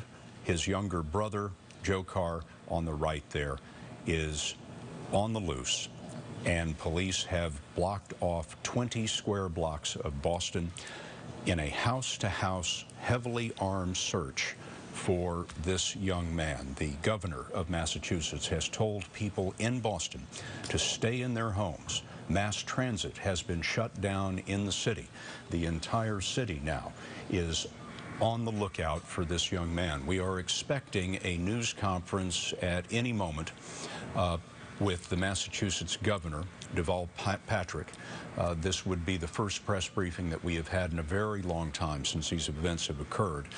There is a great deal that we do not know at this moment, and we're hoping this news conference will fill in some of those details. Looks like someone with the state police there. Governor Patrick, Mayor Menino speaking here, Colonel Albin of the state police, in Watertown, Chief Edward DeVoe. And this is Deval Patrick there leading the way. That is the governor of Massachusetts. Let's listen in to this news conference. Is that better? Testing? That's better? Thank you. Governor first. The governor. You good? You are. You need to do something? No. When you're done. Okay. Good afternoon, everyone. Just a couple of points we want to make. Myself, the mayor, Colonel Albin, and the chief of the Watertown Police Force, Chief DeVoe. We're not going to be able to take questions. I'm sorry. I know you have many. First of all, we all want to thank the members of the public who have respected our request to stay indoors. We know what an inconvenience it is in Watertown and in Cambridge in particular, but really throughout the areas that where we've asked for this. But it's been enormously important and helpful to the many, many in law enforcement who are trying to do their job. And we thank all of you for helping to get that message out. The stay indoor request continues for the time being. That is unchanged. There are continuing developments in the investigation, which we will be able to talk about not now but later. But it is important that folks remain indoors and not open the door, keep the doors locked and not open the door unless there is a uniformed, identified law enforcement officer on the other side of it requesting to come inside. I think that's all I want to offer, Mr. Mayor. Thank you, Governor. Thank you all for being with us today. Thank you for your patience. First of all, I'm proud of the work that the public safety officials done. The state police, the Boston police, the National Guard, the local. I'm very proud of the work they've done the last several days. And also the citizens of the communities that are affected. The shelter-in is working. People staying home. Like the governor said, don't let anybody into your apartment or home unless it can be identified as a public safety official as we go forward. And for the next few hours, we'll continue to gather information. That's the public safety's job. Our job is to make sure that the public safety is informed as best we can. We'll keep the public informed as we get the information.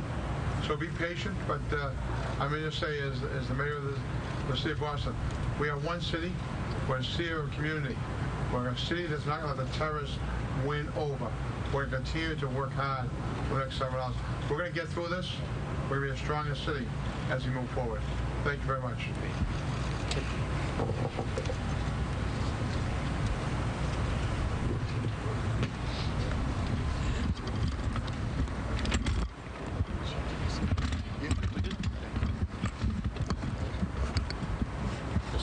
Yep.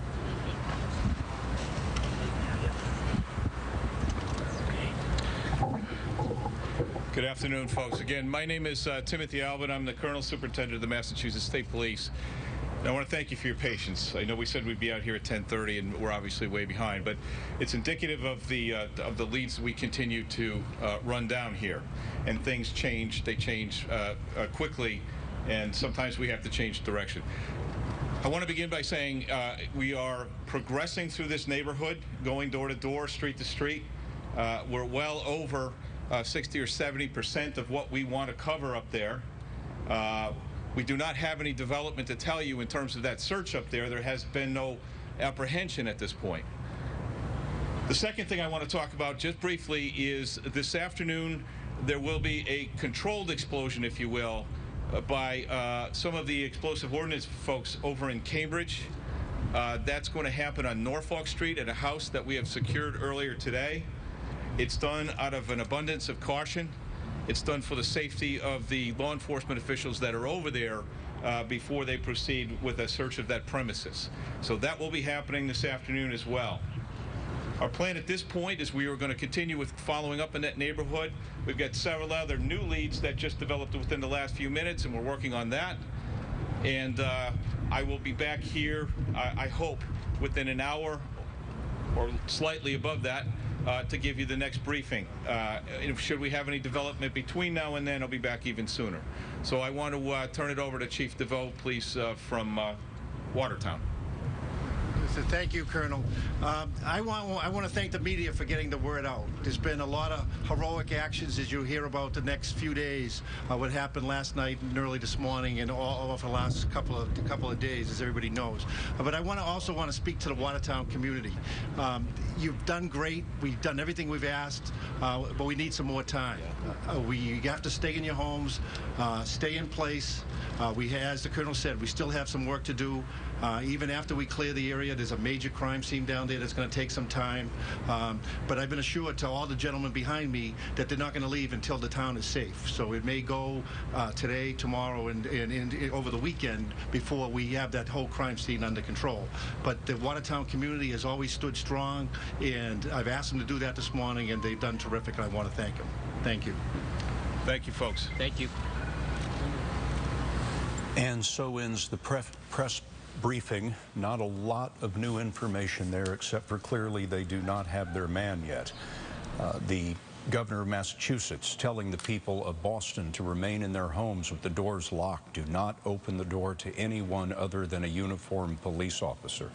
We were told by the colonel from the state police Colonel Albin, that they have finished 60 to 70% of the search in this 20-block area where they believe they had the suspect cornered, and they had not found the suspect yet, but that search continues.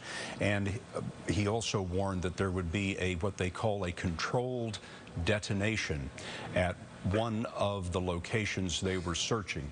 That would be the explosive ordnance people, the bomb squad of the police department, blowing up something that they feel is too dangerous for them to try to move or dismantle. So the search continues. John Miller, they don't have him yet. What do they do next? They don't, but now that they have cleared, they say north of 70% of that perimeter, that allows them to push more resources into that 30% while maintaining the outside forces. I also think it's very interesting that, they're talking about having a controlled explosion. He said that would happen later this afternoon on Norfolk Street. That would likely be 410 Norfolk Street, because that is the address that the suspects lived at. We saw a family member being pulled out of there. Our people on the scene said, she was resisting arrest, kind of kicking and screaming. So it appears, if you put those things together, that they would have gone into that location, possibly seen explosives, and then want to come back and deal with that. That's a very close-knit, the houses are very close together there, so it's not an ideal place to have explosives, and that would require an evacuation around that house. So we are in for a day with a capture or without a capture of some continued tension and some drama. The entire city of Boston asked to keep their doors locked. People are being asked to stay home, but the search appears to be centered on Watertown and in Cambridge. Mass transit in the city of Boston has been shut down as a precaution as the police go through that 20-block area searching for 19-year-old Dzhokhar Tsarnaev, the brother of the other bombing suspect, Tamerlan Tsarnaev, who was killed apparently in the firefight with police overnight. Bob Orr in Washington. This has all happened overnight very quickly after the FBI released those photographs yesterday of the two men that they believed were suspects. When we were on the evening news last night at 6:30, we didn't know their names, but by about midnight or 1 o'clock, the police were engaged with them. Yeah, that's right, Scott. This all came down pretty fast after the FBI was forced, in essence, to tip its hand and ask for the public's help. We're not sure what role yet tips from the public played in terms of getting the attention on that 7-Eleven and then ultimately in Watertown. It may be somewhat of a, just a coincidence, but we do know that the FBI was flooded with an unprecedented number of tips from the public. The website lit up like a Christmas tree. They said they never saw anything quite like it. Part of the concern today as we move through the afternoon hours and we still don't have Dzhokhar Tsarnaev in custody is that these two fellas have shown a level of sophistication and some indications of training. We do know that Tamerlan Tsarnaev, the older brother who was killed in the shootout, was a martial arts expert, a boxer. He had personal martial arts skills, but they've, beyond that, shown some operational sophistication that has police a little bit concerned. For example, these were two guys that came to the country years ago. They weren't troublemakers as far as we know. They didn't appear on police radar in any significant way. So they were totally off the grid. And somehow they're able to concoct this scheme, buy the materials, put together the devices, carry out the bombings, and escape the bombing scene undetected. That's a level of professionalism, if you will, in terror attacks that have police knowing they're dealing with serious customers here. Now, what changed was last night when the pictures came public. These guys came out from wherever they were hiding and took some really kind of silly chances in comparison to what they had done prior to that. I mean, robbing a 7-Eleven store is not particularly sophisticated shooting. The officer certainly attracts attention. That's a terrible thing that happened there with the MIT officer. But they started to make mistakes. What they're hoping now is, as they press harder on Dzhokhar Tsarnaev, they're hoping he makes yet one more mistake. But they're obviously hoping that it doesn't lead itself to any kind of further bad consequences. They're concerned, Scott, because they know that the brothers had explosives in the cars. They know that they were throwing explosives at the officers in pursuit last night during that running gun battle. And now we're told by law enforcement officials they're operating under the premise that the fugitive has explosives on his person, perhaps in the form of some kind of explosive vest or at least in close proximity to his person. So that takes a very difficult manhunt and raises the stakes even higher, Scott. Bob, thank you very much. We've just gotten word from Amtrak, which runs a large passenger service from Boston to New York and on down to Washington, that Amtrak is suspending all service in what it calls the Northeast Corridor. The Amtrak Acela trains and regional trains that travel that route from Boston to New York and down to Washington has effectively been shut down for what period of time we do not know. But it is another indication that police authorities are concerned that this man has slipped that security cordon they have in Boston. It is probably precautionary, but they are attempting to cut off any way that he might have to leave the area. Now, our Pat Milton, our reporter here at CBS News, has confirmed from sources that she has in law enforcement that Dzhokhar Tsarnaev, the 19-year-old who is currently the subject of this manhunt, is an American citizen. He was naturalized, ironically, on September 11th, 2012. Pat Milton's information is that the young man came to the United States on a tourist visa in April 2002, sought political asylum in the United States in September of 2002, probably because he was from the Chechnya region where the civil war is ongoing with the Russian government. And then he gained lawful resident status, in other words, a green card status, in February of 2007. But to repeat, he became a naturalized American citizen on September 11th, 2012. He is the man that federal authorities and Boston police are intensively searching for. His brother was killed overnight in a ferocious firefight with police officers that included gunfire that sounded like Boston was at war. We have a little bit of videotape. Here it is. Let's listen in. This is last night.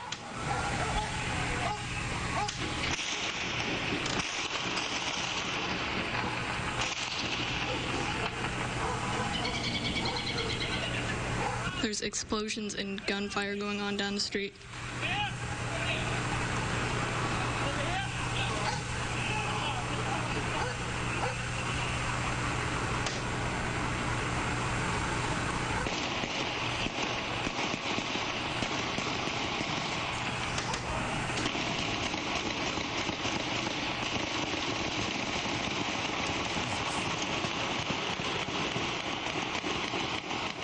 The sound of combat last night in the city of Boston as police were engaged in a firefight with the two Boston Marathon bombing suspects. Tamerlan Tsarnaev on the left, 26 years old, killed in that firefight you were just listening to. His brother Dzhokhar Tsarnaev, 19 years old, is on the run and the subject of a massive manhunt in Boston. Let us take you back for just a moment through the week and remind you where we have been. It was Monday afternoon, a little bit before 3 o'clock Eastern Time, when another Boston Marathon was coming to a conclusion, that two bombs exploded near the finish line. That was the first, exploding on the sidewalk next to the crowd. And in the center of the frame, when the camera pans left, there you heard the second bomb, which went off a couple of blocks away. When the police had the opportunity and the FBI got in there and they started searching for evidence, This is some of the things that they found. They discovered parts of the bombs themselves.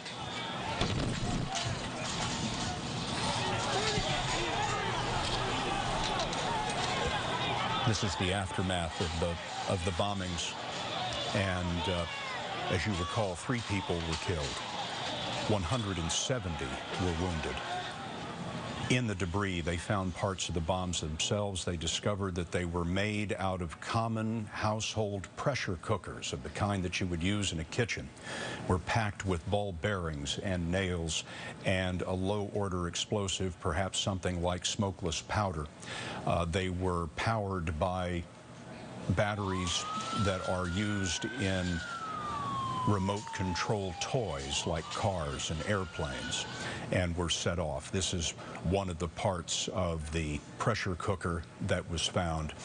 This was sent out as a circular the day after to other police departments by the FBI so that law enforcement around the country could see what these bombs were made of.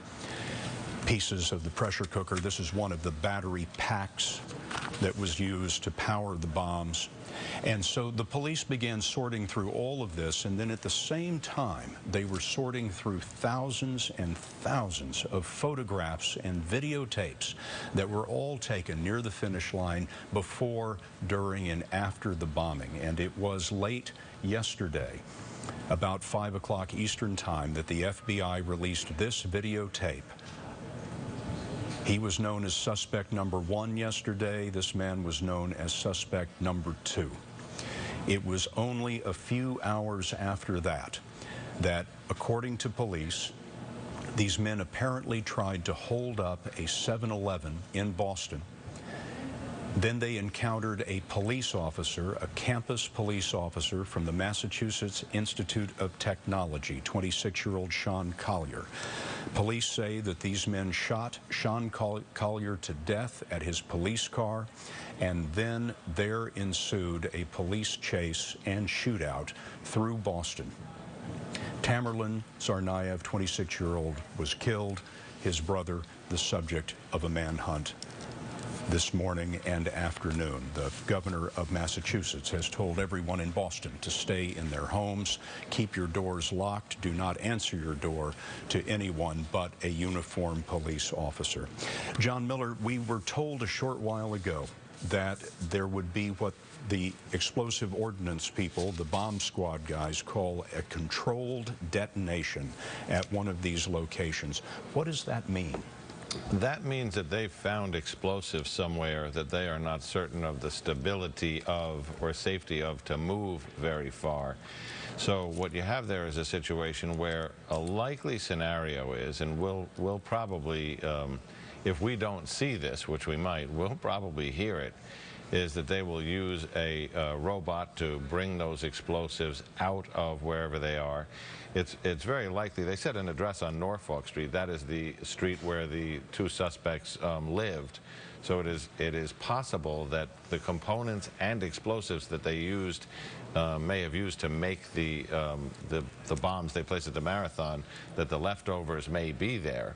So they're going to want to bring that stuff outside, probably using a robot so that they don't have to endanger an officer if they can get the robot to navigate in that house and then back out. We're told it's an apartment. Bring it down to a safe location, backyard, a parking lot, something like that, and then use a counter charge. That's where you use an explosive that will basically set it off in a way that you can control it and be done with it. Not a pretty thing to do inside a building, but also it's nothing you want a person carrying. So that's a possible scenario of how they'll deal with that, and that will be the pros. I mean, they know what they're doing, but even with all that experience, it's a little bit of a high-tension operation. And all of this suggests that the bombers were making a lot of bombs. They used 2 on Monday. Overnight, they were throwing explosives of one kind or another at police officers, and now apparently more have been discovered in this house. It seems that way, and it adds to, if not an answer, it adds, to a question we've been struggling with, which is, if they did conduct this attack, why? And if there was a why not a claim of responsibility to frame that why? Because terrorism is all about inciting fear and making people know what they're supposed to be afraid of. And if there wasn't a claim of responsibility that went to a why, and there's leftover explosives, and they certainly didn't flee the area, did they have something else planned? And what was to be next? And the people who know that, one of them is dead, and the other one is the subject of a manhunt in Boston centered on Watertown and on Cambridge. Bob Orr, you have been following the reaction to what happened once the FBI released those videotapes of the suspect bombers yesterday. What did the FBI receive in terms of information and in terms of interest of the American people once they put those pictures on the air? Scott, this is astonishing. They told me last night that they had received an unprecedented public response. But if this number is accurate, it's unbelievable. They now say that when they posted the video on the FBI website, this video right here, they received 300,000 hits per second. It's almost incalculable to me, but 300,000 hits per second. That is just an avalanche, an unmanageable avalanche of public interest. And it shows, I think, that everybody felt like they were part of this, part of the search for at least names on these suspects. And then a short time later, through an unfortunate series of events, we got the names, and sadly a police officer was killed in the line of duty. And now we have this ultra dangerous situation where one of the fugitives is still at large and potentially carrying explosives. So this isn't over yet by a long shot. The FBI is still asking for the public's help. They've been putting out new pictures through the morning, and I suspect we may see even additional material if this goes on through the afternoon, Scott. And Bob, the uncle of the young man who is the subject of the search spoke to reporters not too long ago, and he made this appeal to his nephew. What do you say to Dzhokhar right now? He is still... I say, Dzhokhar, if you're alive, turn yourself in and ask for forgiveness from the victims, from the injured, and from those who left. Ask forgiveness from these people. We're not requiring forgiveness in this family. He put a shame. He put a shame on the our family, Tsarnaev's family. He put a shame on the entire Chechen ethnicity. Because everyone now names, they play with word Chechen. So they put that shame on the entire ethnicity. So that's what I would say. Turn yourself in, and whatever one, I mean, put yourself at the discretion of those who are here. So that's what I would say. We have just gotten this statement from the head of the Russian Republic of Chechnya. This is essentially the governor of that province. He says, concerning the Tsarnaevs, we do not know them. They have not lived in the Republic. This is not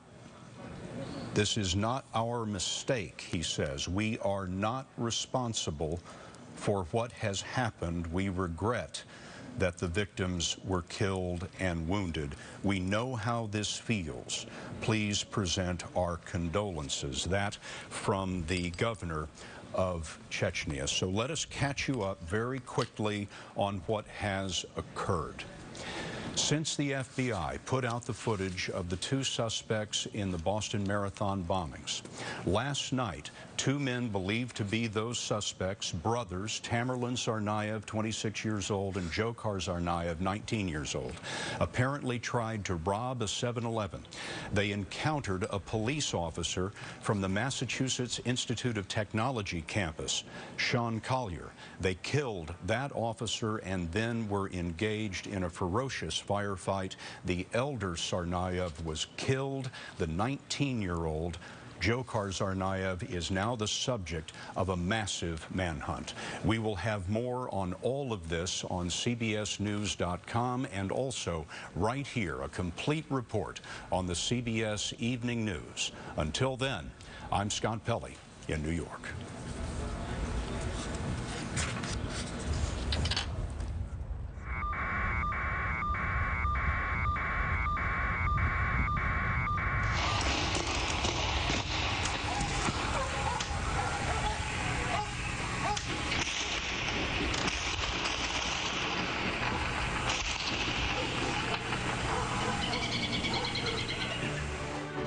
For news 24 hours a day, go to cbsnews.com.